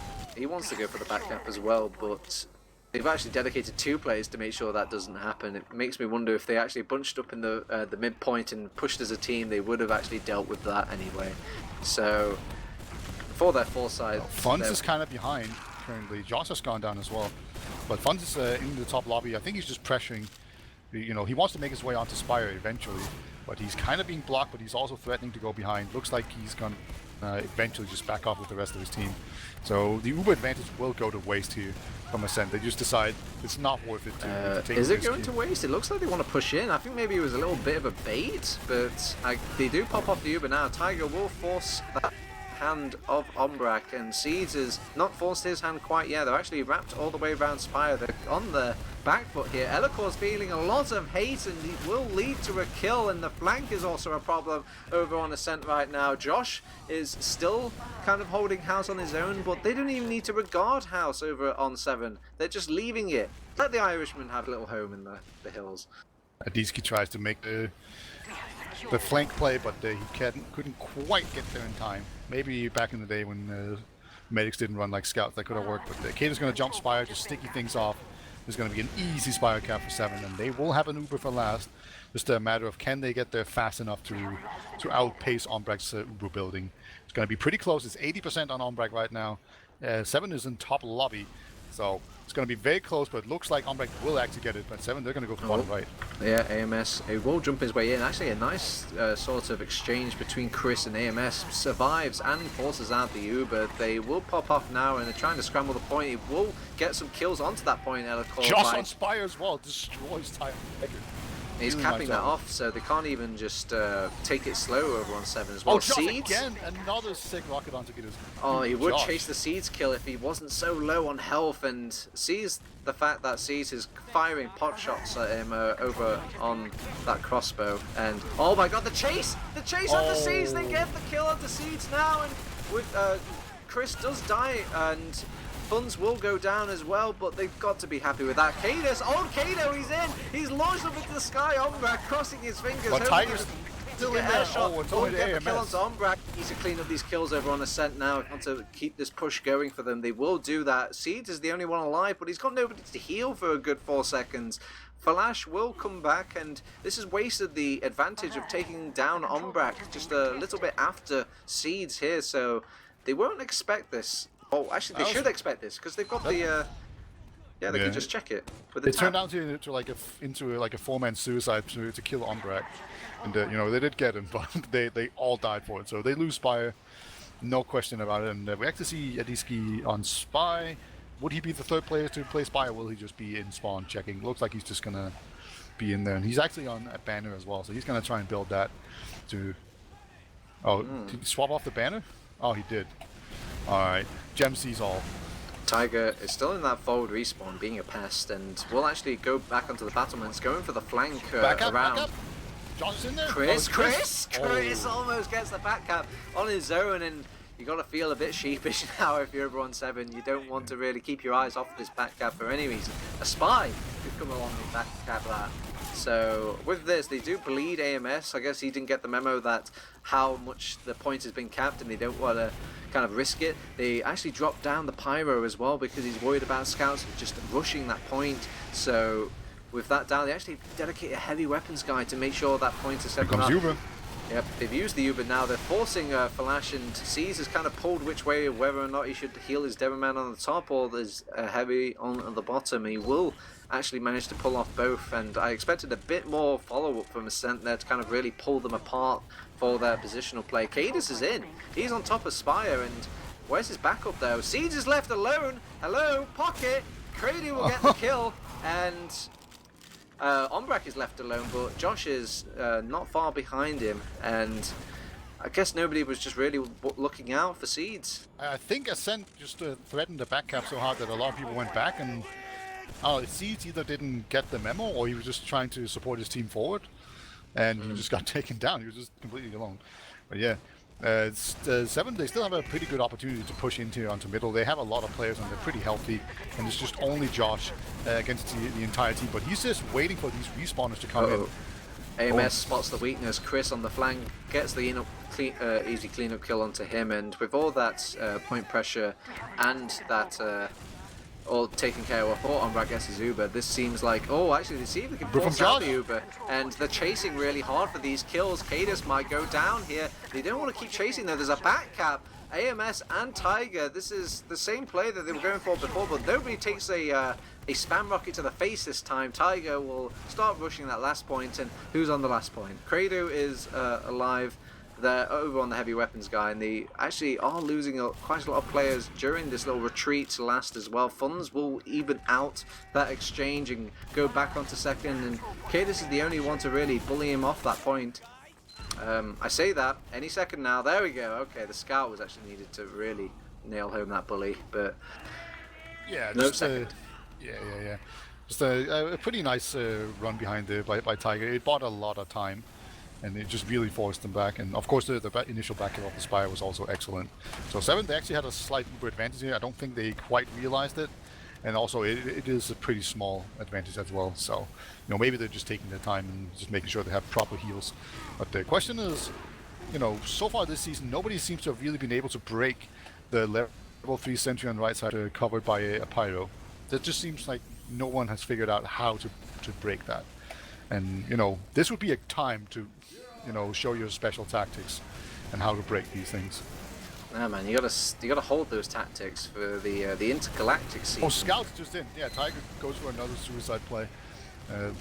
Man, I actually forgot to fix fantasy teams, so I'm screwed. But if you did make your fantasy teams and you pick Tiger, who I don't think you think is in the system, you're lucky because his stats are probably going to be terrible. Oh. And Thalassic goes down to Elikor. Wow. Nice series of pipes there from Elikor. I think he knows the fact that Falash was poking his head bottom, knows that he's going to take some damage, and pre-fires those pipes ready for his little escape into top. Nice little play by Elikor. Yeah, Se7en, they have moved all the way back out, and we might just see another scoutless push out coming here from Ascent. We saw it earlier, where they would just like move out with both soldiers and demo and a sniper, and then leave the engineer in last. But this time around, they're just going to sit there. And Josh is actually on spy. Is he checking things, or is he actually spy? Oh, he's checking things. All right, he's still in spawn. So Creator is being spammed out. He's still trying his best to snipe people, and you know he's been doing a good job so far in this map. So, and we actually see an offensive pyro. Oh my! All right, so much for that. Every single time. Yeah. It feels like every time Falash goes for a play, Elikor thinks like, he's going to get damaged by my teammate. I'm going to spam his only exit way during all of this little skirmishing, and does get the pick off. Joss gets AMS. This is 2 picks. Falash is still dead. Yeah. The combo play between Credu, between his demo man and his soldier, it seems to be the only way to get solid picks out of a Se7en right now. Is just kind of guaranteeing 150 damage will be delivered. And usually you can't really bank on this because you don't have a player like Credu who can deliver every single time. Did he honestly get that kill? Yep. That's a thing. But back up! How do you deal with the back up? You don't. It goes down, and that's how you defeat the sentry gun. You have the own team, the sentry gun, push out and go for the back cap. Oh no! Oh, 2 minutes left. Oh no! Is this how it's gonna end, Peter? The back and forth, and it was to a back cap. Yeah, it was a correct push as well. Because if they stayed on last too much longer, it would just be a losing situation where they had no chance of ever pushing out. So it's the right time. But these guys just kind of come in here, try to take down Elikor, but he will not quite get him, but he hurts him a lot. Yeah, not going quite balls to the wall over on Ascent as I was hoping, and because of this, they're playing a bit more passively over on Se7en. They realise that they don't exactly have to win, but they just have to not lose, if you know what I mean, Beta. Just kind of play it slow, and they do kind of trade each other's halves of the maps, and AMS is in their half, though, and what an AMS flank. He's going to get some damage and some plus for his squad, and they bite back over on his damage as well. There's a little bit of a lag, but things go back to normal as that is a mid-over for Ascent.EU and possibly even a map, Peter. Yeah, that was the same kind of flank that Josh did on Granary, just executed now by AMS on Badlands. And it's pretty devastating, and yeah, there's a full Uber as well here. Se7en, they could just like do nothing, but I think they're committed to just getting another round here. Just like slamming their dick on the table and just showing who's boss. Right? I mean, you got it. It was a handicapped dick, though. It was their map pick, so you need to kind of give credit where credit is due. Yes, I really did just say that out loud, but yeah, it will be 2-0 in favor of Se7en. They take map number 2 in an extremely close game. It's 2-0, but really it might as well have been 1-0. That back cap. What a cool game of TF2 I've just witnessed. Yeah, and of course this means that Se7en are now 1 map away from winning the grand final of ETF2L season 29. I mean, everyone gets one chance, Peter, in life, and I feel like this is sense. This is the one that if you had to give them a gimme, this is probably the one that they were going to lose. It is the map pick, the comfort pick. I think they should kind of walk away with their heads held up high, Peter. They made this an incredibly close game on the prestigious map pick over Se7en that they've been picking for ages now, and it just came to this close. I'm feeling pretty good if I'm going into our process map and our gully wash map ahead of the road if I'm on Ascent.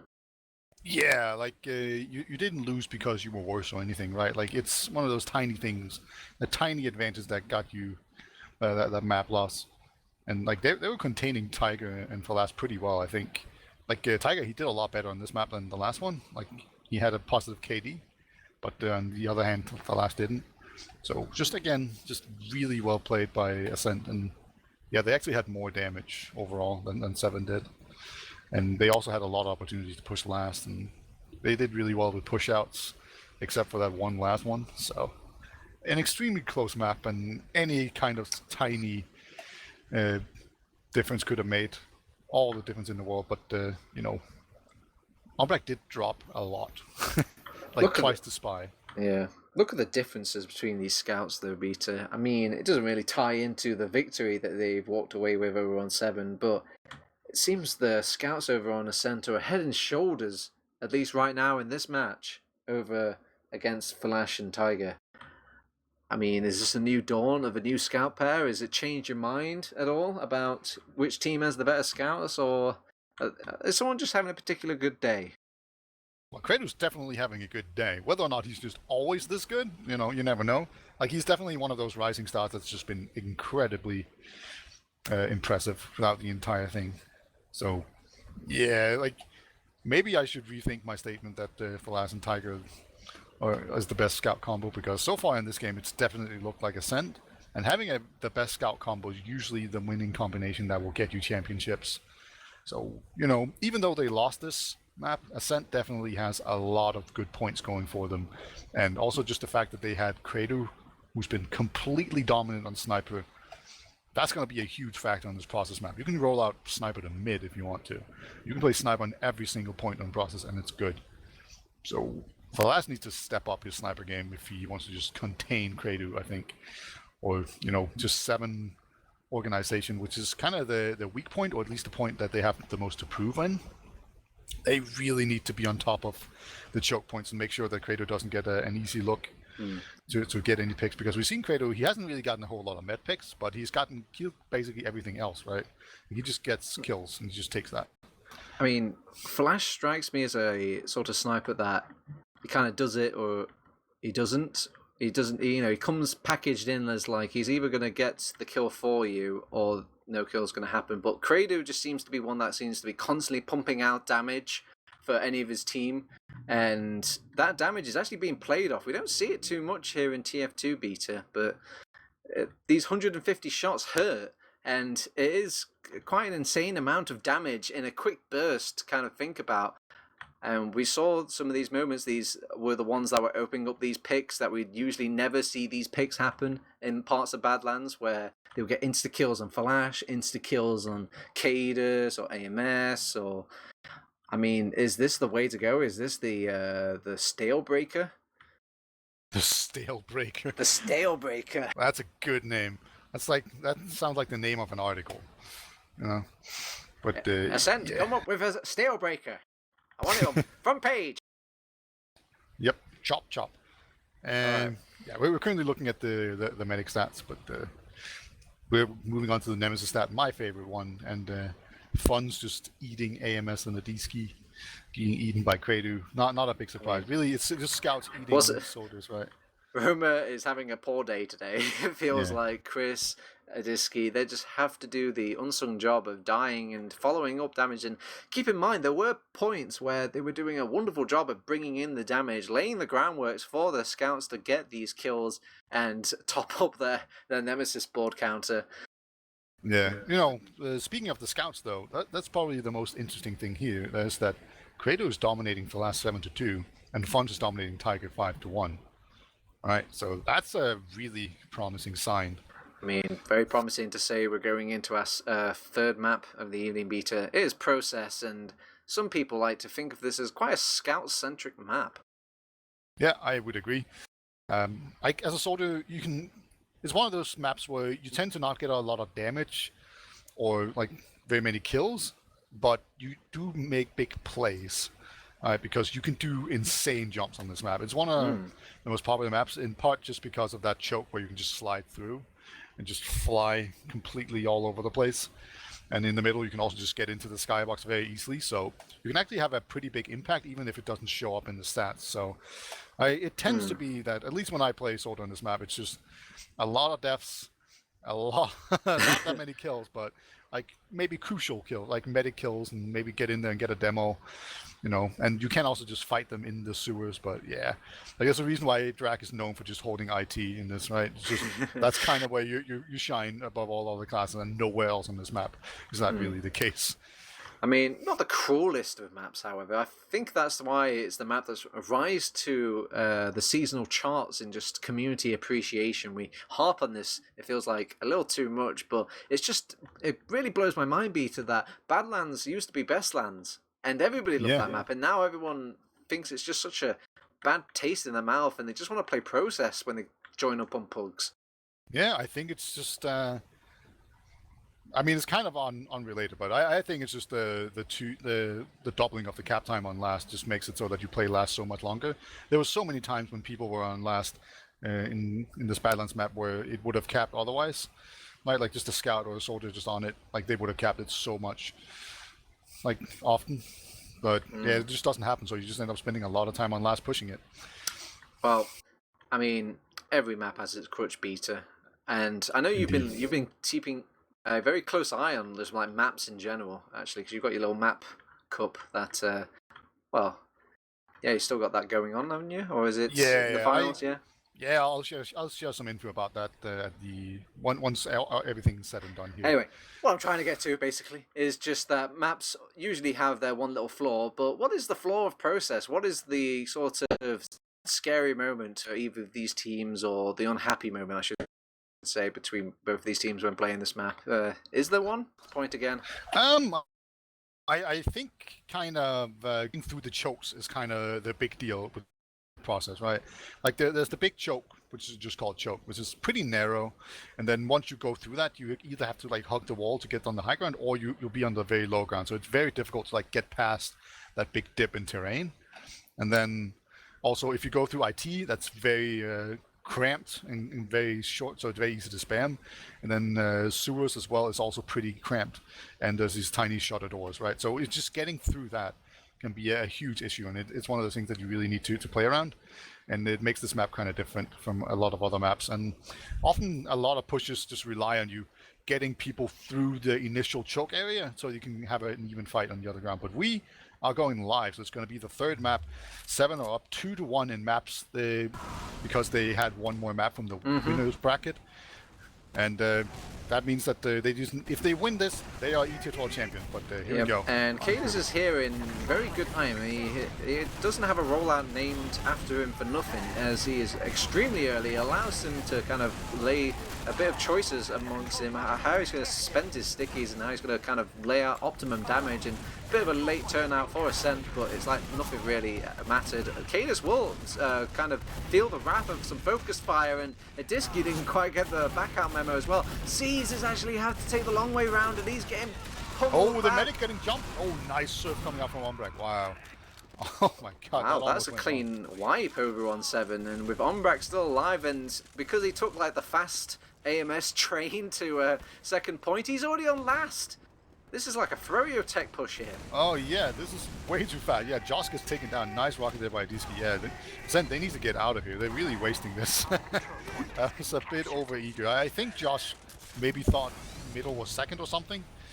Right, because he was just in so deep for no real reason. Like, what kind of pick would he ever want? I don't know. I mean, usually most teams are quite happy to have an Uber advantage, but not Josh. He will overextend for that Demoman pick. I'd imagine it was a Demoman pick, and will go down. Elikor takes a quick sticky jump in, gets pushed back, deals with the sentry gun, however. The Adiski Pyro wasn't quite effective enough to keep that sentry gun alive, but it's wasted an Uber, so maybe job done for the engineer. Switches off now, rotates over onto Sniper. Tiger looking to kind of open things up, not only for a successful last defense, but a successful second push. Yeah, we see Josh trying to get behind, but he will get shot down. And Chris has also not been able to find any headway. So Se7en, they are just pushing out here and taking this second point pretty easily. Like, they did a really good job of shutting down everyone trying to get behind, and now they have an Uber advantage, they have a man advantage, and they have a heal advantage. So they're looking good, but they are going through IT, and they're just going to Uber in straight through. So not really using their heal advantage or anything, but yeah, they get middle for sure, but nothing else, not even a single kill. Yep. a little bog basic standard play from Chris. Just spam the door that they're coming in. Oh, they've used their Uber because it's such a tiny door. Okay, jump away. Simple, rinse and repeat. They're going. Yeah. They've got their Uber charge now. They're actually trying to push it slow, it looks like, over on Ascent. Tiger's behind, though. He's going for the back cap, I think.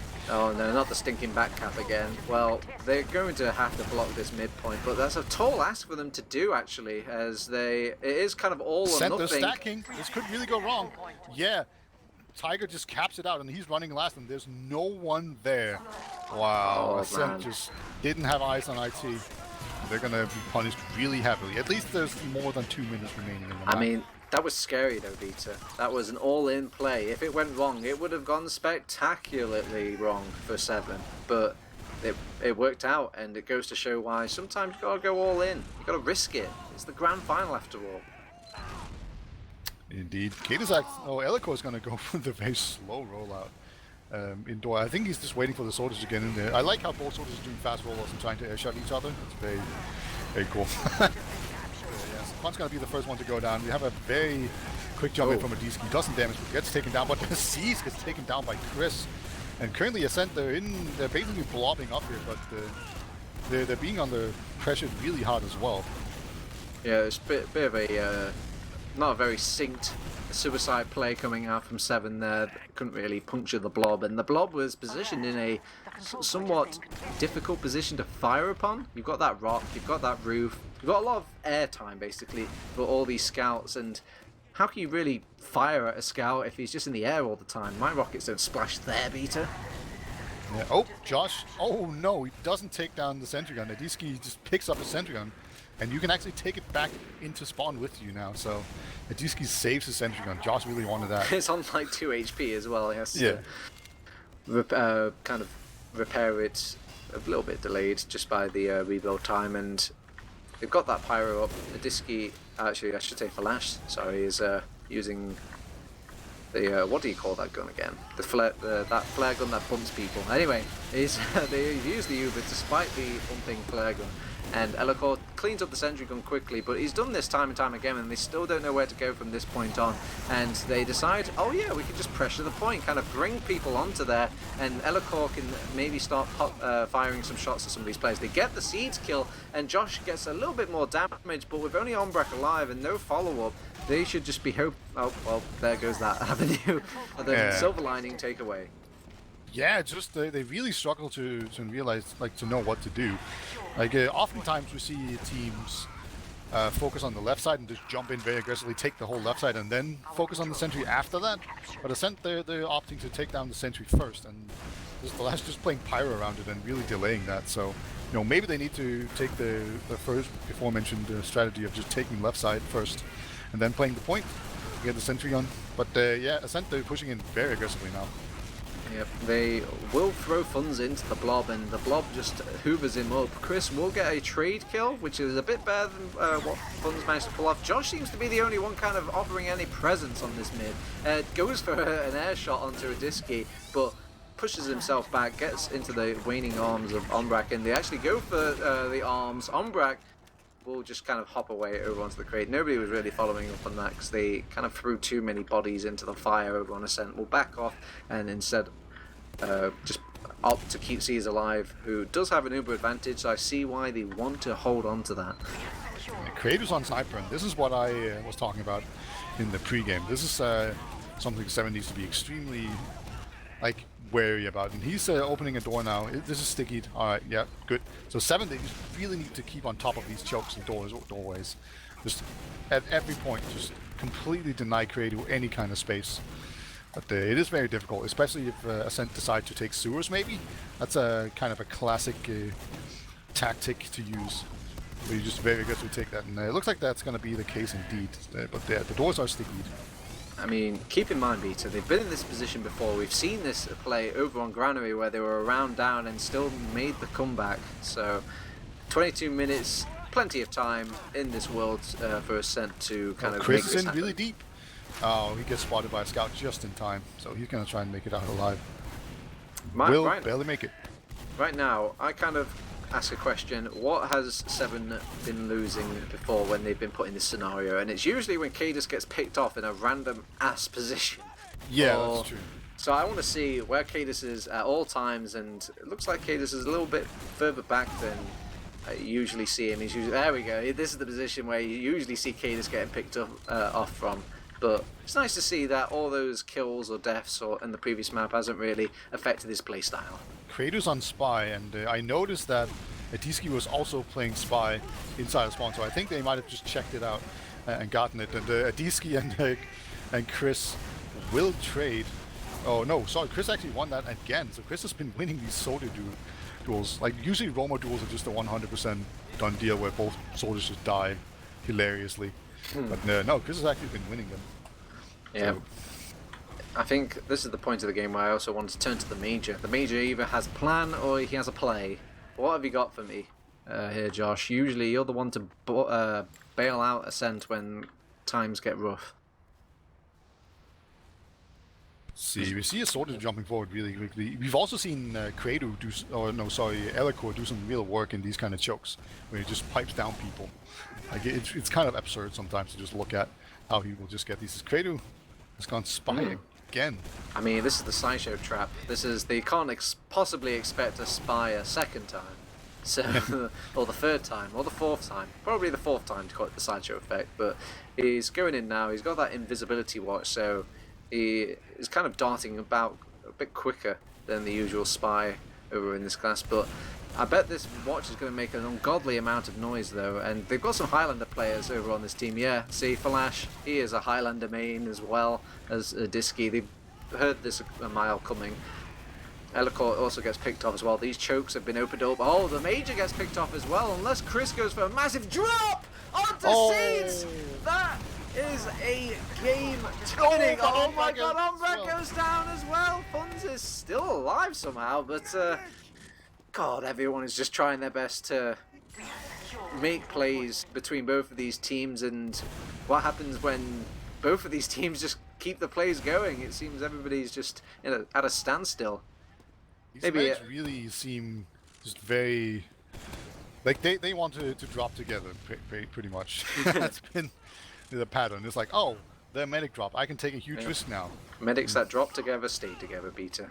Yeah. I really do wonder if it's just like Umbrak just feels like whenever the enemy medic is down, he can just take massive risks because it's not going to hurt his team that much. Yeah, he starts clapping for his teammates, takes his hands off the keyboard and doesn't think about what's going on. But, I mean, it's a hard life, the medic, so going to keep the e-bullying to a minimum, as we have got Credo, who won't be keeping his e-bullying to a minimum. Let's see what he has. He actually is predicting someone to jump on the rock ahead of time, so pre-aiming his If his you can just get a teammate to walk in through choke, then that would probably prompt someone to jump on the rock. It's like a shark. Oh, yeah. And the shark actually gets hit in the face with a pipe. Sharks don't like getting hit on the face, on the noses, Peter. I've learnt that. Whenever you're in a shark attack, just punch him in the nose. And if you're ever in a Credo attack, punch him with a pipe. That will keep you out as well. Yeah, this is actually really helpful information. Like the weather's getting warmer. There's probably sharks in the water at this point. So yeah, stay safe, people. Credo probably goes outside when it's sunny as well. You need to keep him. Let's be real. Well, he's aimed his way. Oh, AMS pokes his head in for the shutter for one moment, but even Credo shows off why he is human, not a shark.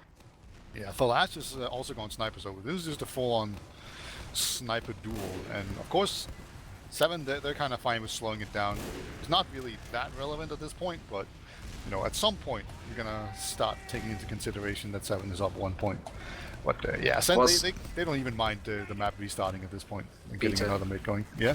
What is the magic number where you start kind of thinking, okay, that round is looking pretty scary round about now? Where do you draw the line?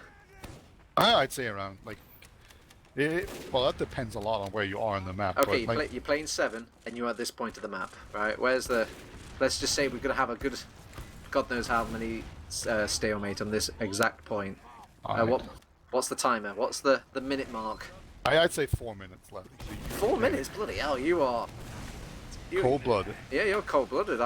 Against Se7en, I'm panicking it's at least 7 minutes. That's like my low. Oh, wow. I'm in the Heimlich maneuver, Heimlich maneuver. I'm just liking the kind of maneuver where you're in a ball in the corner of the room, kind of shaking.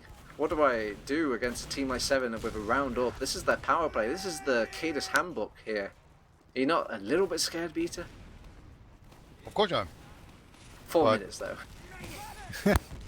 Like that's why you need to panic, right? Because then you have like 2 minutes to get both points. And Kratos will actually win the sniper duel. So that's gonna allow people to just walk in with the impunity, well, at least from being sniped and insta dying. And we can actually see Se7en. They've moved back a little bit. Oh, Kratos goes for the hero shot, and believe it or not, the harder shot doesn't actually pay off for Kratos like it has all the previous sniping opportunities. Kratos walking in. He's in extremely deep.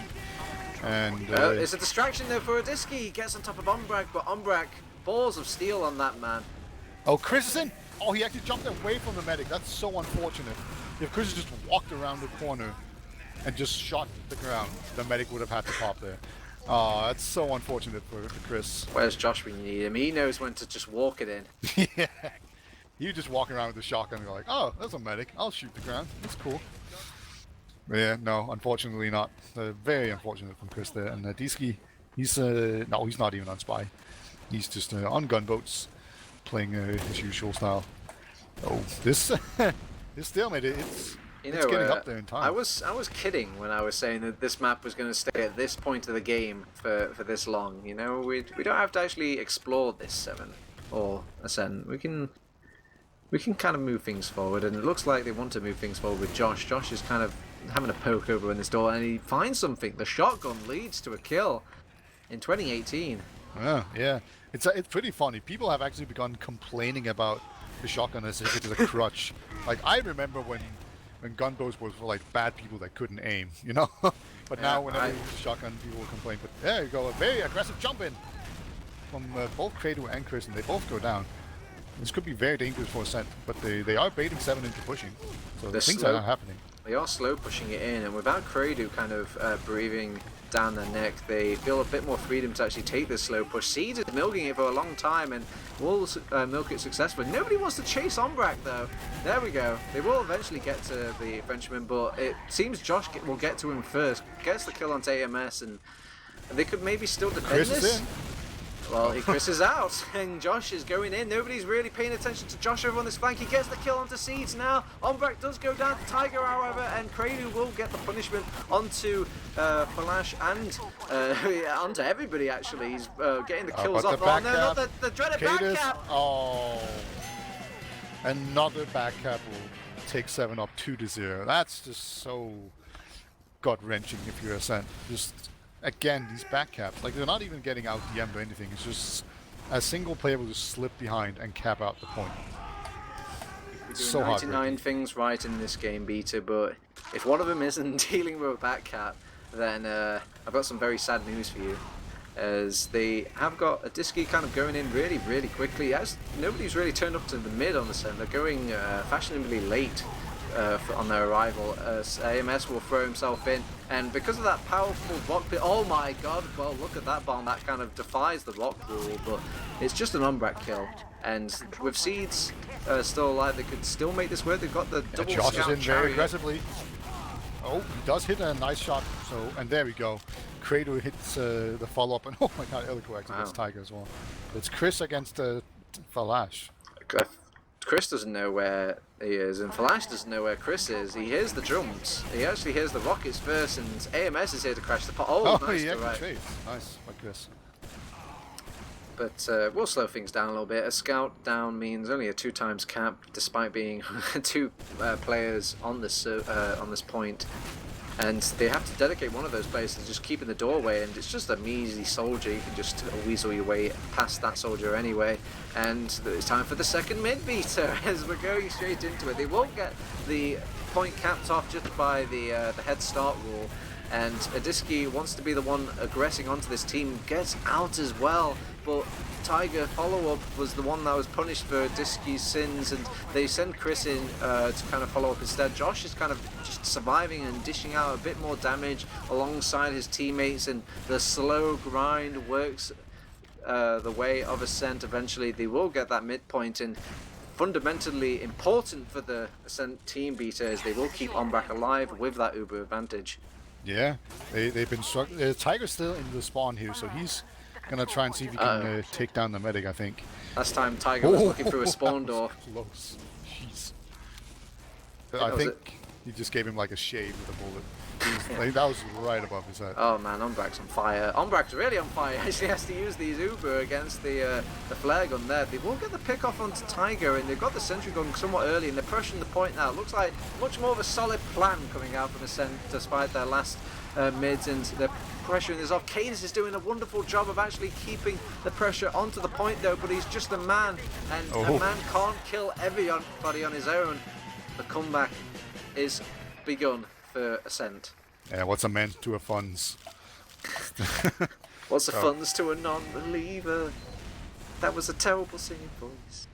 Alright, we're going into our fourth mid of the map. It is a bit more momentum in the sales for Ascent.EU. They're feeling a bit happy now, a bit more hopeful about turning this map around. They have got 11 minutes on the clock, very few on an FPS left. So Cadis feels lots of damage though, and he will go down, and this has been the crutch that's been losing the maps before. Will it kind of keep up with the trade here at this point? Adiski is still being a pest over in that flank area, but doesn't dedicate himself, just wants to kind of stick around and just be annoying, kind of follow the Starkey mantra of back behind play.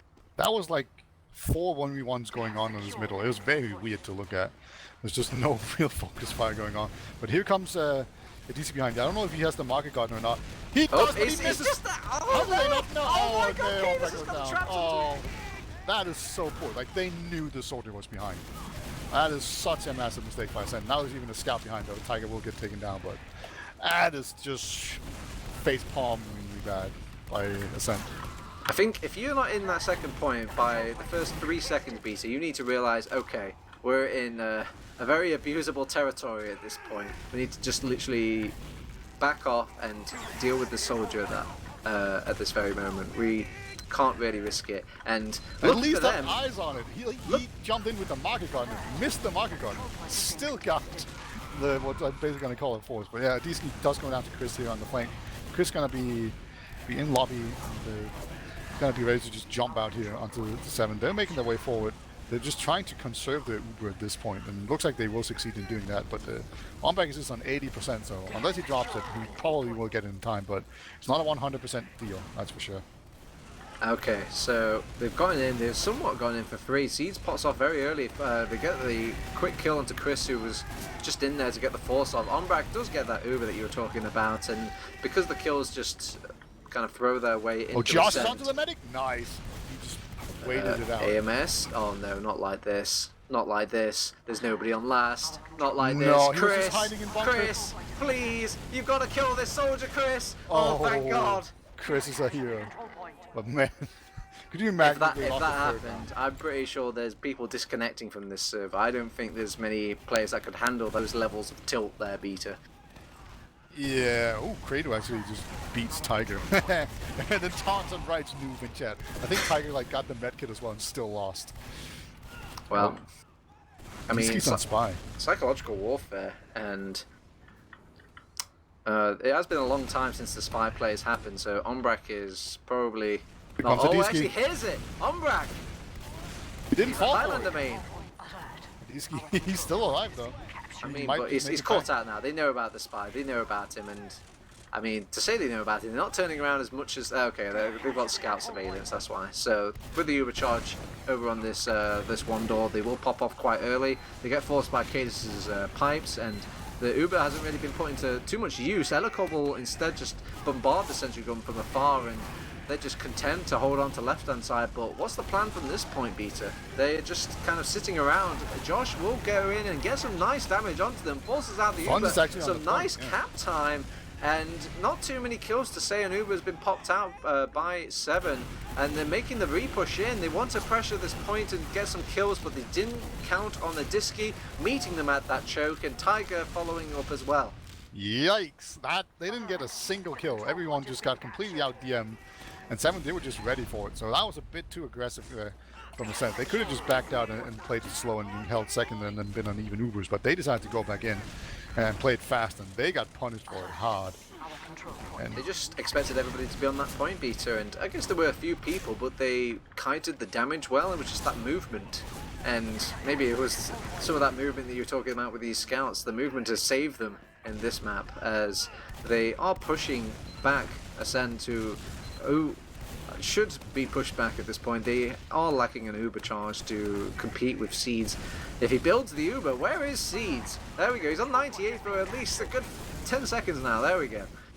Chris also got picked, but Josh did manage to get AMS before he could escape. So, like, pushing with 2 down is really uncomfortable. It is a scout, one of them though, so he could probably join the fight a little bit, but now they're going to have to just wait it out, and they are ahead, so I think Se7en, they would just decide not to push this and push their luck. And probably, oh, I was wrong. They just actually go in there. Oh my god, they just got farmed, and Seeds, like, I'm sure there was 2 teammmates here when they left him. And look at him, he's being Seeds. bounced up. God, what a horrible place. He just overextended. They were just so... They just didn't expect, like, There's a back cap, but now it's a heavy. Alright, you're not getting away with it this time. Disky's got the flank round. There we go. He actually gets called out, gets cleaned up, and because of the full force of Ascent isn't quite as strong as it could be, they're feeling a little bit of hate. The scout and the soldier combo will actually force back the enemy team. They should be counting their lucky stars that Omrat didn't go down during that. So both teams kind of a little bit unhappy there. Yep, absolutely. We actually have the Disky spy going on. I couldn't tell if he had the cloak and dagger or not. I guess he does. It's draining very fast. Yeah. So Se7en, they're just setting in here, and this is about the time, right? We're 1 point further back. I said 4 minutes before. I say 5 minutes now. And even when you have an Uber advantage like you have now with Ascent, I say push. And Ascent, they are pushing. They know they can't help. Can't do it. When the Tiger even goes down, Disky is still Oh on no, last. the back cap. Okay, they've actually got some to deal with that now. That seems to be the only play that Se7en won't take this away. It's almost like they're trying to just, you know, bully them with this little tiny tilting factor of theirs. It's like, we could win this way, but we could also just backcap them to death and make them feel so sad. Yeah, and AMS, he's looking like he wants to go in there. Maybe he's just waiting for someone to run around the corner stupidly. No one will do so. They're going to back off. Even Ubers, 5 minutes remaining. You know, I called 4 minutes. It's time to panic, so you have about a minute to make a play. And then it's time to push. They're fighting for their life here, Beta. This is their grand final hopes and dreams on the line here. And they have to make it happen not just once, but twice. But Se7en, if they just keep up the defense, they will walk away the grand final champions of this. Yeah, we're going to see a Soda jumping in here very aggressively. That was just Chris, and Kratos will jump in again. It looks like it's just the Chris and Kratos suicides here, and that could bait the Se7en forward, and you know, that means that Seeds could just get double piped or something. Tiger, nobody's watching that door. Well, it's a good thing Josh got some pre-fired rockets onto it. Here comes the Soda as well. Oh, Disky going down. So Se7en, they're taking the bait. And now it's all of a sudden a situation where Ascent could definitely push on this, and this is good timing. It's about 4 minutes remaining, so you have 2 minutes to take each point. That's pretty good time. They want to push from PC. They just want to force the issue here. This will mean that they'll probably have to pop off this Uber if they want to get through these doorways. And yeah, Cadis is even wrapped around the stickies now. There we go. They popped off the Uber onto Josh now. Cadis is back in the safe arms of Seeds, who will pop off his own Uber, and they're trying to lay chase onto this Ascent combo. And we'll just be happy they got a Chris kill instead. And maybe a good thing in Se7en's eyes, they've wasted more time. That's time that they need to build Uber again over on Ascent.EU. Yeah, the status quo definitely benefits Se7en, but you know, they are being pretty aggressive in these chokes. So they're not just letting people go through. Like a big trap is to be too passive in these kind of situations and just letting them walk through, and then they all of a sudden have a good fight, and you're just trying to play safe, but you're actually just giving them opportunities. But Se7en, they're not falling into this trap. 3 minutes left, Beta. I mean, over on my counter, I'm already a puddle of just sadness over in the corner, but... Oh, Soda goes in? Chris, nice jump, but... Oh, Kratos, he's in for 3, and he gets some sightlines onto Seeds, but not enough damage, I'm afraid. Tiger taunt as well. He forgot to type in noob, but otherwise, good job by him. And then he just suicides him onto Eloquent. All right. Credo even relishing in the fact. But, I mean, more time wasted. Tick-tock, Yeah. tick-tock. Oh, God, Ombrak, that was a little bit too close for my liking. And one sticky could be the difference, or the crater could be the difference. Will land down with a traumatic fraud. Okay, this will actually clean up the kill, but I think it was more the crater that said the CLRV. Oh, this is a full-on suicide from Ascent. They're just going all in at this point. Oh my God! Look at the meat grinder grinding away. You can hear bones being broken, Beta, during all that. Ugh. Yeah, you can also hear the clock ticking as Crater gets destroyed by AMS. And AMS unfortunately mistypes noob in chat. That's unfortunate. Annoying. That Twitch, I know what you're thinking. Don't make that into a meme, please. Do it. No new I boober. I don't know how It you would make me even say very that. upset if you made that into a meme. It would make TurboTabs very upset. Right, to this day, I still hear TC Nubas from Denia. This is like 4 years ago. All right, Ubering in from Seeds, and they're just kind of laying waste, kind of solidifying their assured victory over with the Uber, kind of securing their lives, and no real objectives being taken here. Just want to kind of lay waste to the hopes and dreams of Ascent. With only 1 minute left and nobody really in a position to kind of turn things around for Ascent, it's going to be a slow crawl to victory. The most Se7en way to win a championship I've ever seen. Ascent, they're going to have one more Hail Mary to go. They have 1 minute. They need to push. We see Funds on the Pyro. That's smart. So he's just going to push the sticky trap out of the way and make space for his team. And actually doing a pretty good job. Oh my God, the late balance. Fireman just walks in and gets a load of damage onto... over the back cap as well. Going to pull people backwards as well. And that's really unfortunate. You don't want to walk backwards. Uh-oh, somebody's going to back cap them right in front of their eyes. Oh no. Actually, Credo will get on top of a Disky first, but... it just seems so criminal. Every time they just jump to this point and they have to lose any advantage that they've gained just by one player running all the way. Oh my God, Credo disrespecting Cadus, and Cease has to go back off and uses Uber Charge to deal with the Finnish scout, and still alive. Tiger's actually Flash is trying to hit him with the sword. That's next level right there, and Credo even getting executed by the sword, being put to the sword. They've been slaughtered. Se7en, they might even get this last point. They will. Man.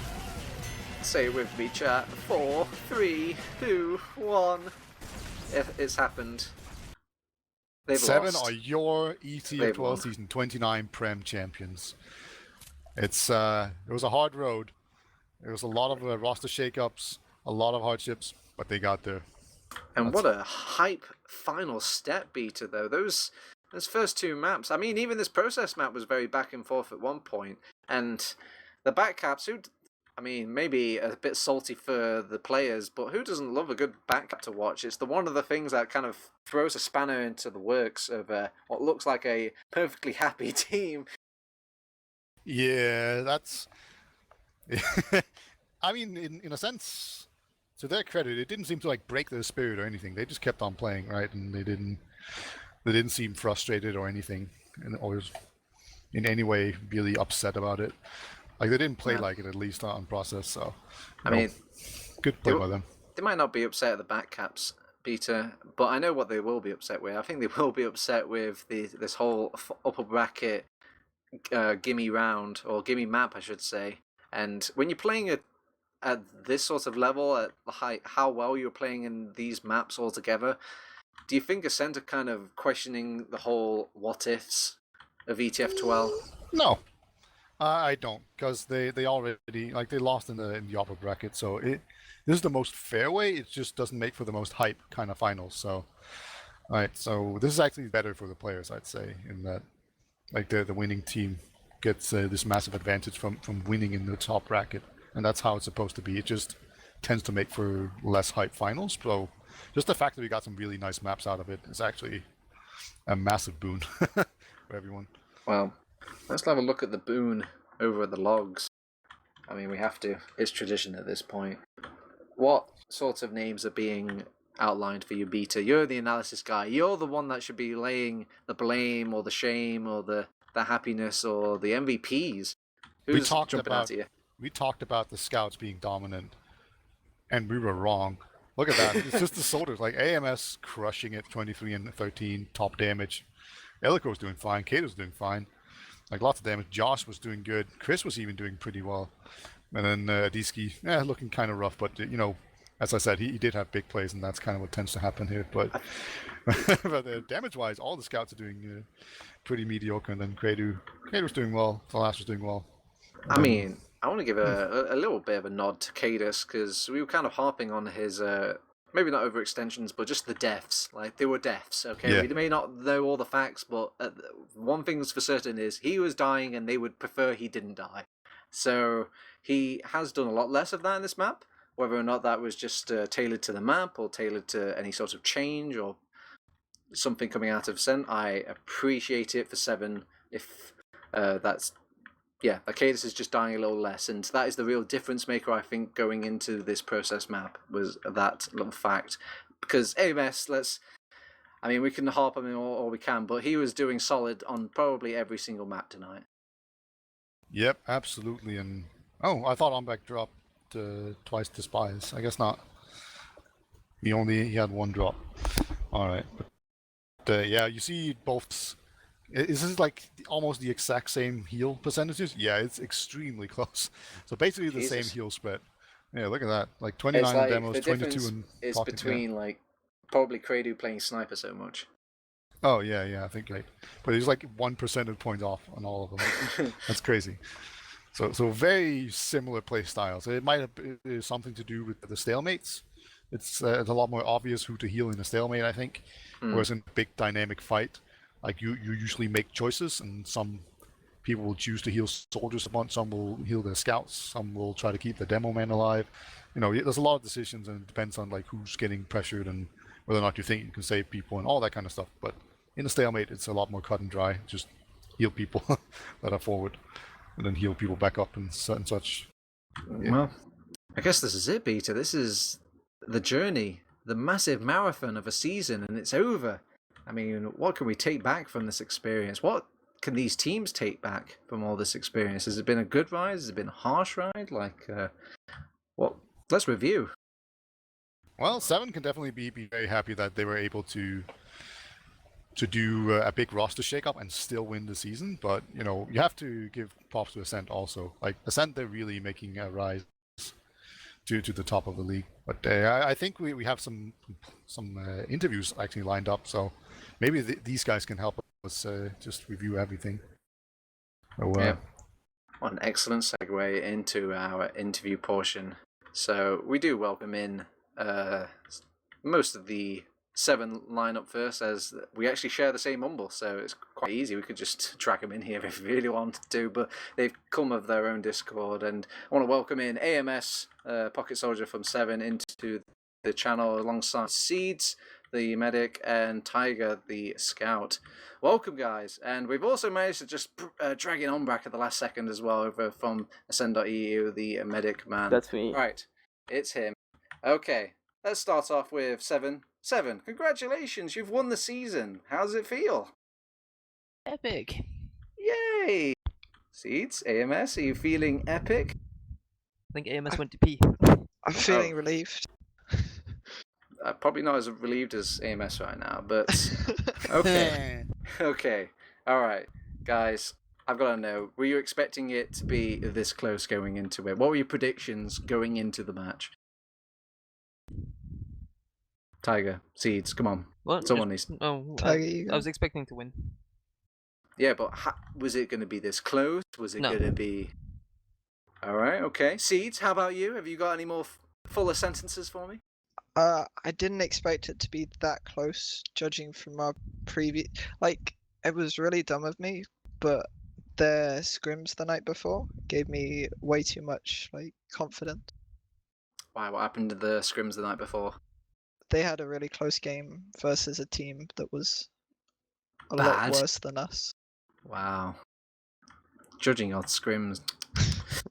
That's a TF2 sin. Anyway, so we've established it's a very close match tonight, and I probably should bring up this topic because I know Ombrak's going to bring it up. But do you think you guys really Nah, needed it the? doesn't matter. This isn't why we lost. Just move on. All right, okay. I'm sorry. I wanted some It's not controversial controversial content. when the subject has been raised before. There's no point saying the same things over again. All right. I'm sorry. And Okay. this isn't why we lost tonight, so it doesn't matter anyway. Okay, Ombrak. Why was the loss happening we tonight? Try to push out. Dumb. Who does that? Okay, walk through me, map by map, Ombrak. Let's talk about that ProLands map. What was some things that you wish went a bit better for you guys? Is it just about pushing out? Do you wish you'd never pushed out? Or No, I wish I knew how to press mouse 2 and turn around. I play like a fucking monk, so it doesn't really help. I know how you feel, Umbra. Well, You didn't probably drop... can't because you win and I lost, so... Nah, you... But I've I played played... like a potato. I Yeah, can but promise you, once, Umbrak. I can promise you, Umbrak, you played a lot better than Onkaya did. Oh Well, You yeah, got that 3 was times amazing. to money. So, Well. yeah, I like, if I use it, it's easier to win. We beefed some last pushes, and then we made the mistake to push out of our last because, I don't know, it's boring, and I don't know, like... I can see through did walls, it mistakes. don't matter. We did mistakes.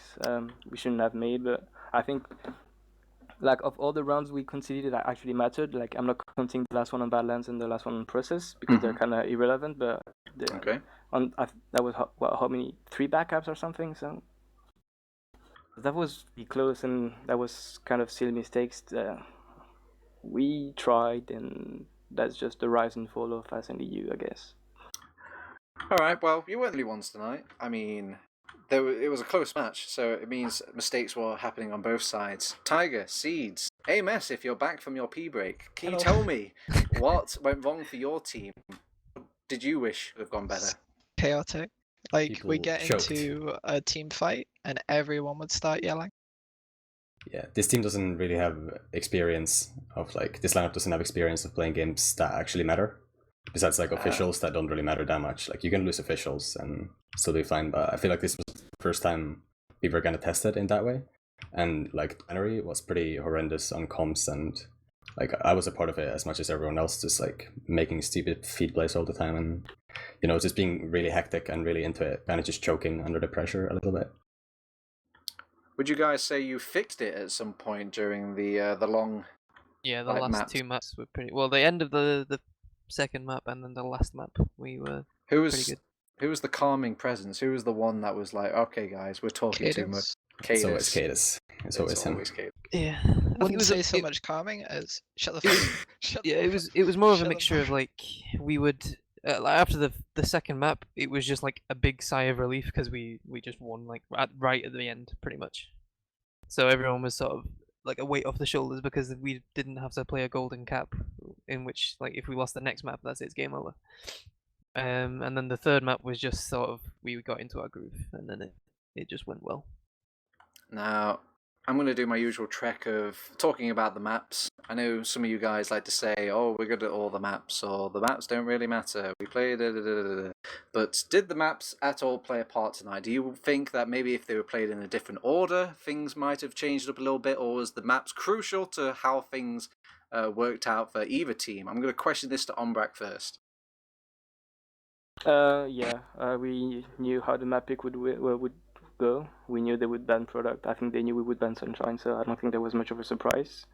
Maybe I was just in their heads, but I don't think they expected us to pick Gran as the first map. We're more. We did.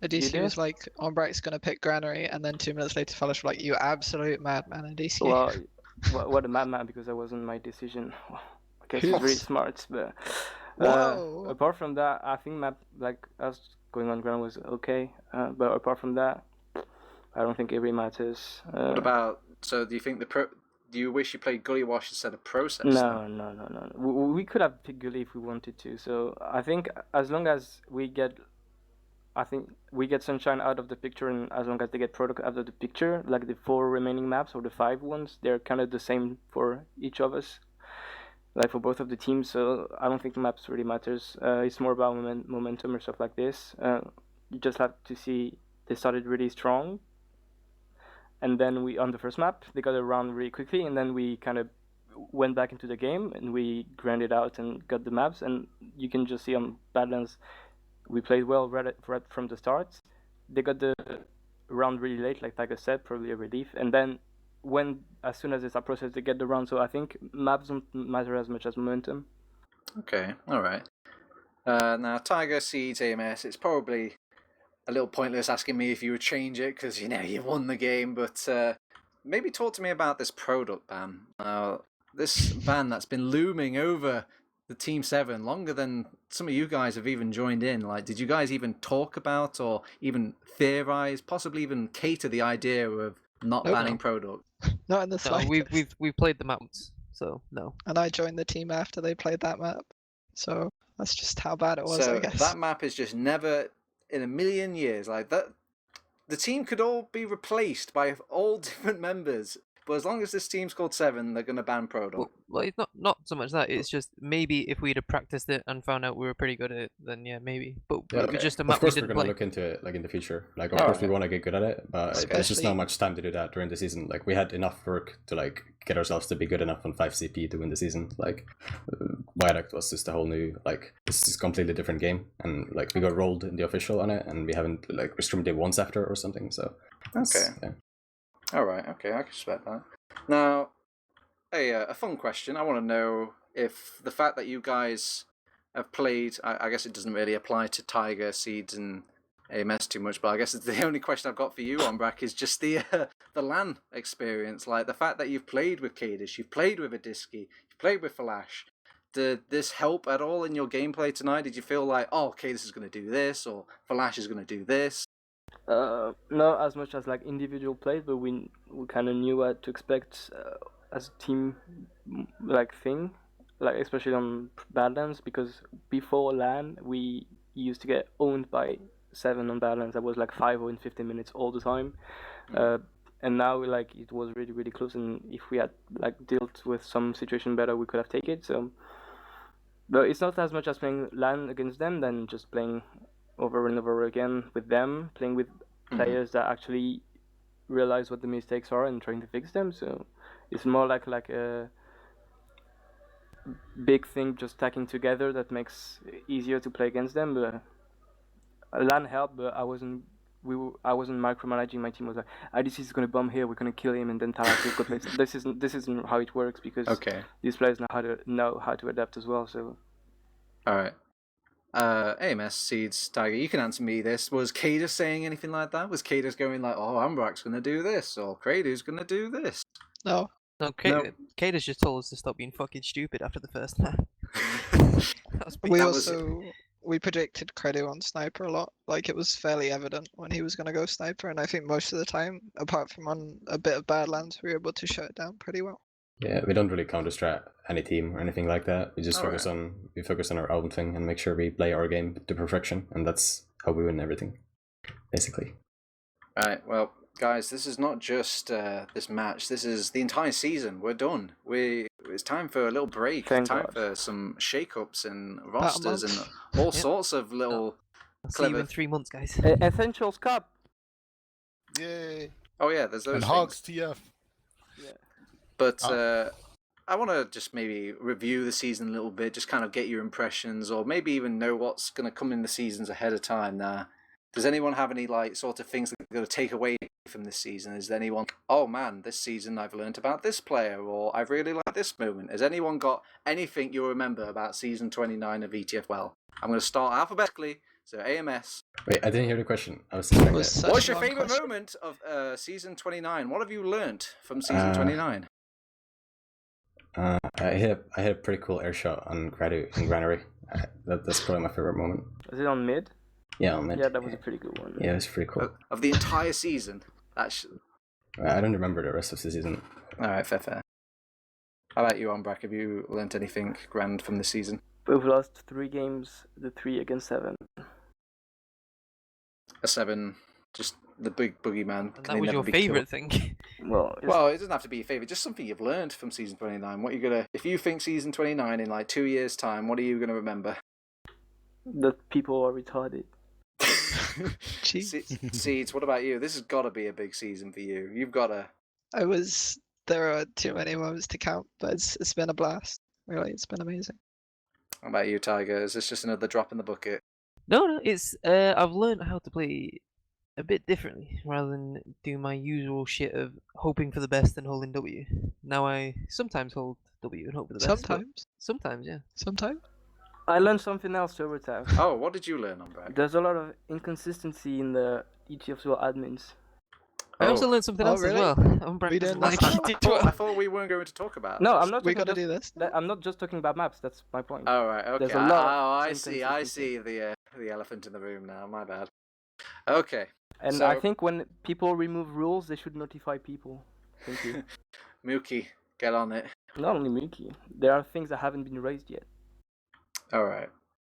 Well, okay. Do you think? Should we talk about the little tiger ban that's Why? It's been sidestepped, I suppose, or delayed, or what do you think of all of it? Like, Tiger, where do you feel about all What? this? Do you feel like the whole like, aren't you supposed to be banned for demo requests or something along those lines? Yeah, I honestly, it doesn't fucking bother me. I'm still gonna scrim with my team. It just doesn't mean I can play one game a night, one game a week. So it literally makes no difference. But it's just, it's more like how everyone just fucking used it just to shit on ETF2L, basically.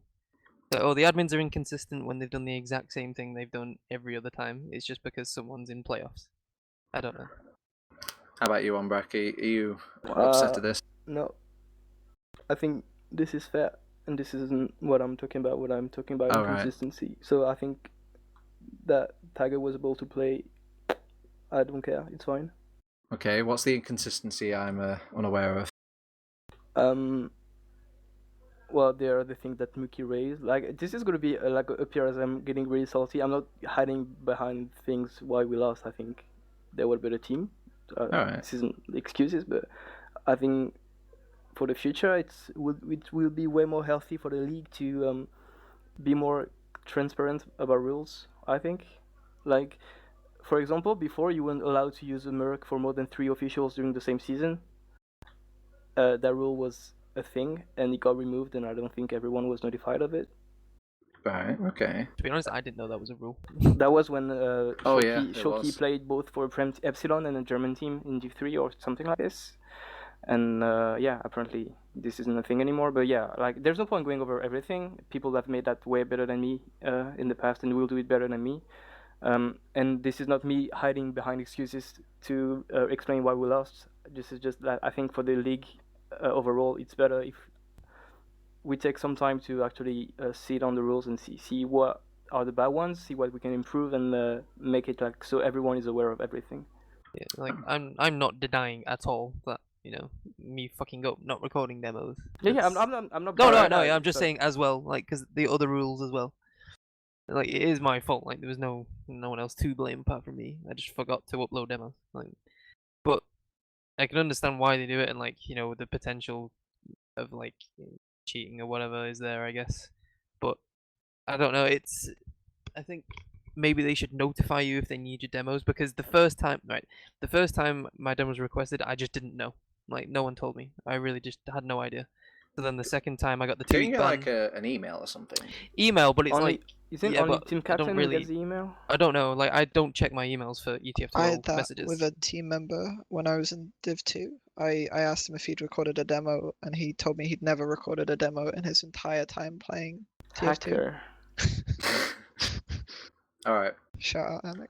Well, it is truly a massive Pandora's box that we probably shouldn't open on stream. It's getting pretty late, so I'll give you guys one more question, and then we'll start wrapping things up. For both teams, I want to know what's happening beyond season 26 or 26, 29 for both of these teams.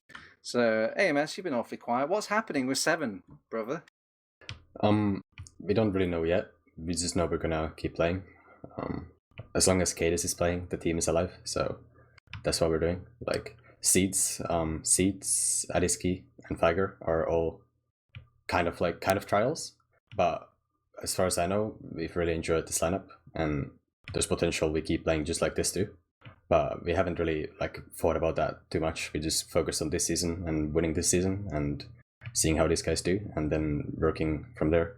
I'm pretty sure like Figer is coming to I-Series with us, and that's where we want to go. Like that's what we know for sure. It's like Figer, me, and Cadis, and yeah, maybe Falash too. It's like gonna be in the I-Series lineup, but yeah, we'll see. We have some plans. Cool. Yeah, like this is usually like the hype season because this is the season leading up to the I-Series land. Right, And so I can't that's play. where a lot of good teams happen. Oh, is there not? I thought there was another one in between, nestled in there, but Isn't there one? I think there should I be. think there's one. Oh, Well, I mean, never mind me. I think they're both pretty hype I think there. seasons. I'm not sure, but I think there is. This is the one where people start, forming those original teams. The ones that they think about LAN at first, and then the next one's just kind of a momentum into LAN. Anyway, Ombrak, talk to me about Ascent.EU. What are your plans? What are your... Well, I think it was the rise and fall of Ascent again. I don't think we can play next season. Credo and Funds have to quit each for their own individual reasons. So it's only 4 of us, and it's very hard to get scaled, I think. So we haven't really talked about it, but from the look of it, it looks bleak. So we still have the Essentials final and the show match for X.TF, and then I don't know. It's kind of the unknown right now. So What about Josh and Lego? Like, I again, we haven't talked about it. Maybe they will make a comeback as a team, which would be cool because they're all cool guys. But apart from we're probably dead, I can't tell much. Okay. I just want to lose next season again, so maybe I can get there must be like a record of the number of grand final loss, and if I can win, might as well be in the Guinness in any way I can. Wouldn't that be Zebasai? He came second a million times. Yeah, I didn't say he? that'll be. Well, I think I'll just Zebasai play will until be I that beat one. Zeba then. The goals. All right, I'm pretty happy acquainted. I'll pass on the baton to Beta if he has any more additional Smartman questions, but I've tickled my my tray. Nah, I think it's just time for shout-outs and plugs. Yippee! And a final congratulations to Se7en. And I don't know, well played to everyone for a great season. It was a lot of fun.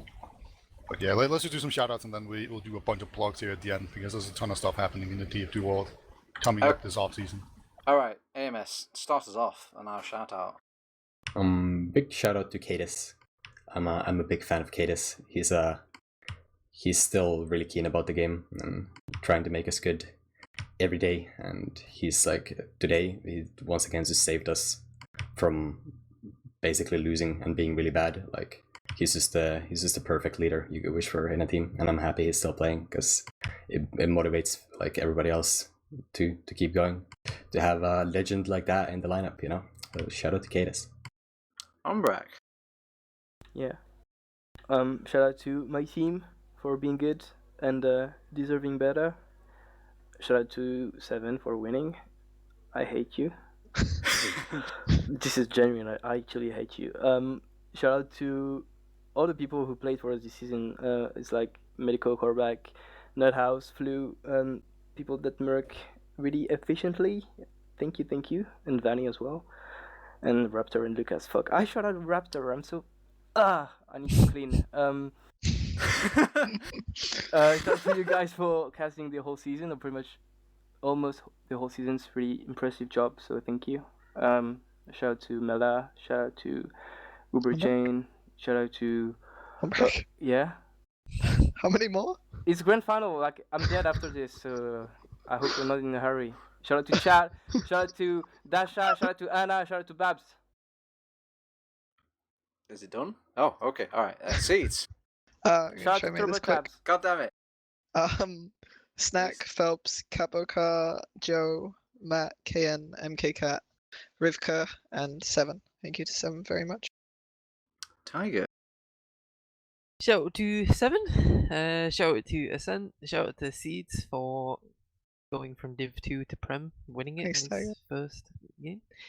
Shout out to Credu, he's fucking incredible and hopefully he can come back after the game's his time in the army is done. I do like him even though I do call him shit every single time I play against him. And yeah, that's about it. All right, Beta. We're at the plugin stage / shout out stage. The weird Shout to Matt. kind of combine. I'm going to let you shout out or plug as many things as you can think of, Beat, and I'll try and catch whatever we might have missed. All right, so let's just start out by shouting out hugs.tf, which is this charity event that's going on. It's a bit like Tip of the Hat, but in Europe. There's more British people there, basically. That's I going didn't to get happen. an invite. Yeah. No comment on that one. But yeah, that's happening this weekend. It's going to be a lot of fun. There's going to be like a Ascent versus Ascent show matches. So that's going to be Ombrak's last hurrah. You know, he's going to prove that he's way better than that yanked Ascent team. We're gonna lose again. Yeah, and then there's going to be a new Lego versus old Lego show match, which I am not part of, and I'm not mad about that at all. So that's going to be great. And there's going to be like a lot of other stuff, like Uberchain and I don't know, other people are going to be there, I think, doing creative stuff. I don't know. But definitely check out hugs.tf. It's a lot of fun. And then also, I just updated the Fantasy Div 2 thing, and I'm not sure who won. Let's see. Let's update here. As far as I can tell, is it really Hipfire that won? Oh, God. I must have made a mistake. Can we get a recount? Yeah, let's shut down this website. It's broken. But yeah, congratulations to Hipfire for winning something. That's a good job, my dude. Well, are you telling me Hipfire won more things than me? Hipfire is the greatest mind of TF2 Okay, I'm out, we have. boy. Yeah. He put in the work. Yeah, Zombrak is just out of here in disgust. Just took his headset off. Oh, he jumped in a river. That's so sad. And and then also there's this is the off season now, and you know there's Hockey of this weekend, and then the weekend after that, I will be hosting a 2-day cup where we will be testing maps and we'll be giving out prizes to both map makers and players who play in the cup. You can vote for your favorite maps. It's going to be great. It's going to be CP Propaganda, CP Warpath, I can't remember. Oh, goddamn, Cough Synthetic, and the Benny map, whatever that is called. I forget. Cardinal. CP Banny map. Yeah. My That favorite. should be the real name, to be honest. But yeah, those are 3 good maps, and well, I'm hoping it could hopefully be some maps for the future, or at the very least, you can help make the maps a lot better by playing in that. But the exact schedule is to be released. I'm just finishing it up right now, but that should hopefully be announced within the next couple of days. And then, what else do we have? I feel like I forgot something. There's Team Fortress TV staff? Oh yeah. Team Fortress TV staff were great. Big shout out to Gemm for doing production. Big shout out to you, TurboTabs, for just organizing everything all the time. It's good stuff. Thanks, And- TurboTabs. Yeah, Thanks, and buddy. we're trying to fire up the TFTV highlight thing again. I hate you, TurboTabs. Jim, go back into your hole. All right. Toxic seeds, We so you win definitely Prem forgot and then it gets toxic? Whoa. I'm just going to add an addendum to the Team Fortress TV staff. We've got writers, organizers, helpers, moderators, every single person in that Slack and above and beyond. Also, a big shout out to anybody who ever guest casted and accommodated for that, or even showed any passion to it, or if you support anything we've done here at Team Fortress TV. I mean, you're the reason we do this. So thank you very much for supporting us over the years, and as well during this ETF2L season. I'm going to make a feedback thread at the end of this. I'll start uploading all the games as well, because my graphics card is now operational. You can hear the fan kind of working away. And yeah, so Whoa, let's go TurboTabs. all right. So, oh yeah, and That for was all you a people fan. who went to Copenhagen Games and said I should make a demo call. I made a demo call, just nobody responded to it basically. Good times. But if you went to Copenhagen Games, definitely submit your frags. on Brack. Yeah? Yeah, all your sick frags on break. I I have need no them. frags, I just drop. Oh.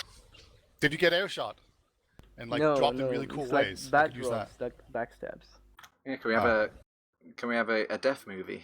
Yeah, okay, I can do that. It's just sad piano music. It's and gonna Ombrag last dying in like slow 20 motion. minutes though, so you know, get ready. All right. I think we've drawn this out as long as we could. Are we done? Is that all the shout outs we could possibly fit in?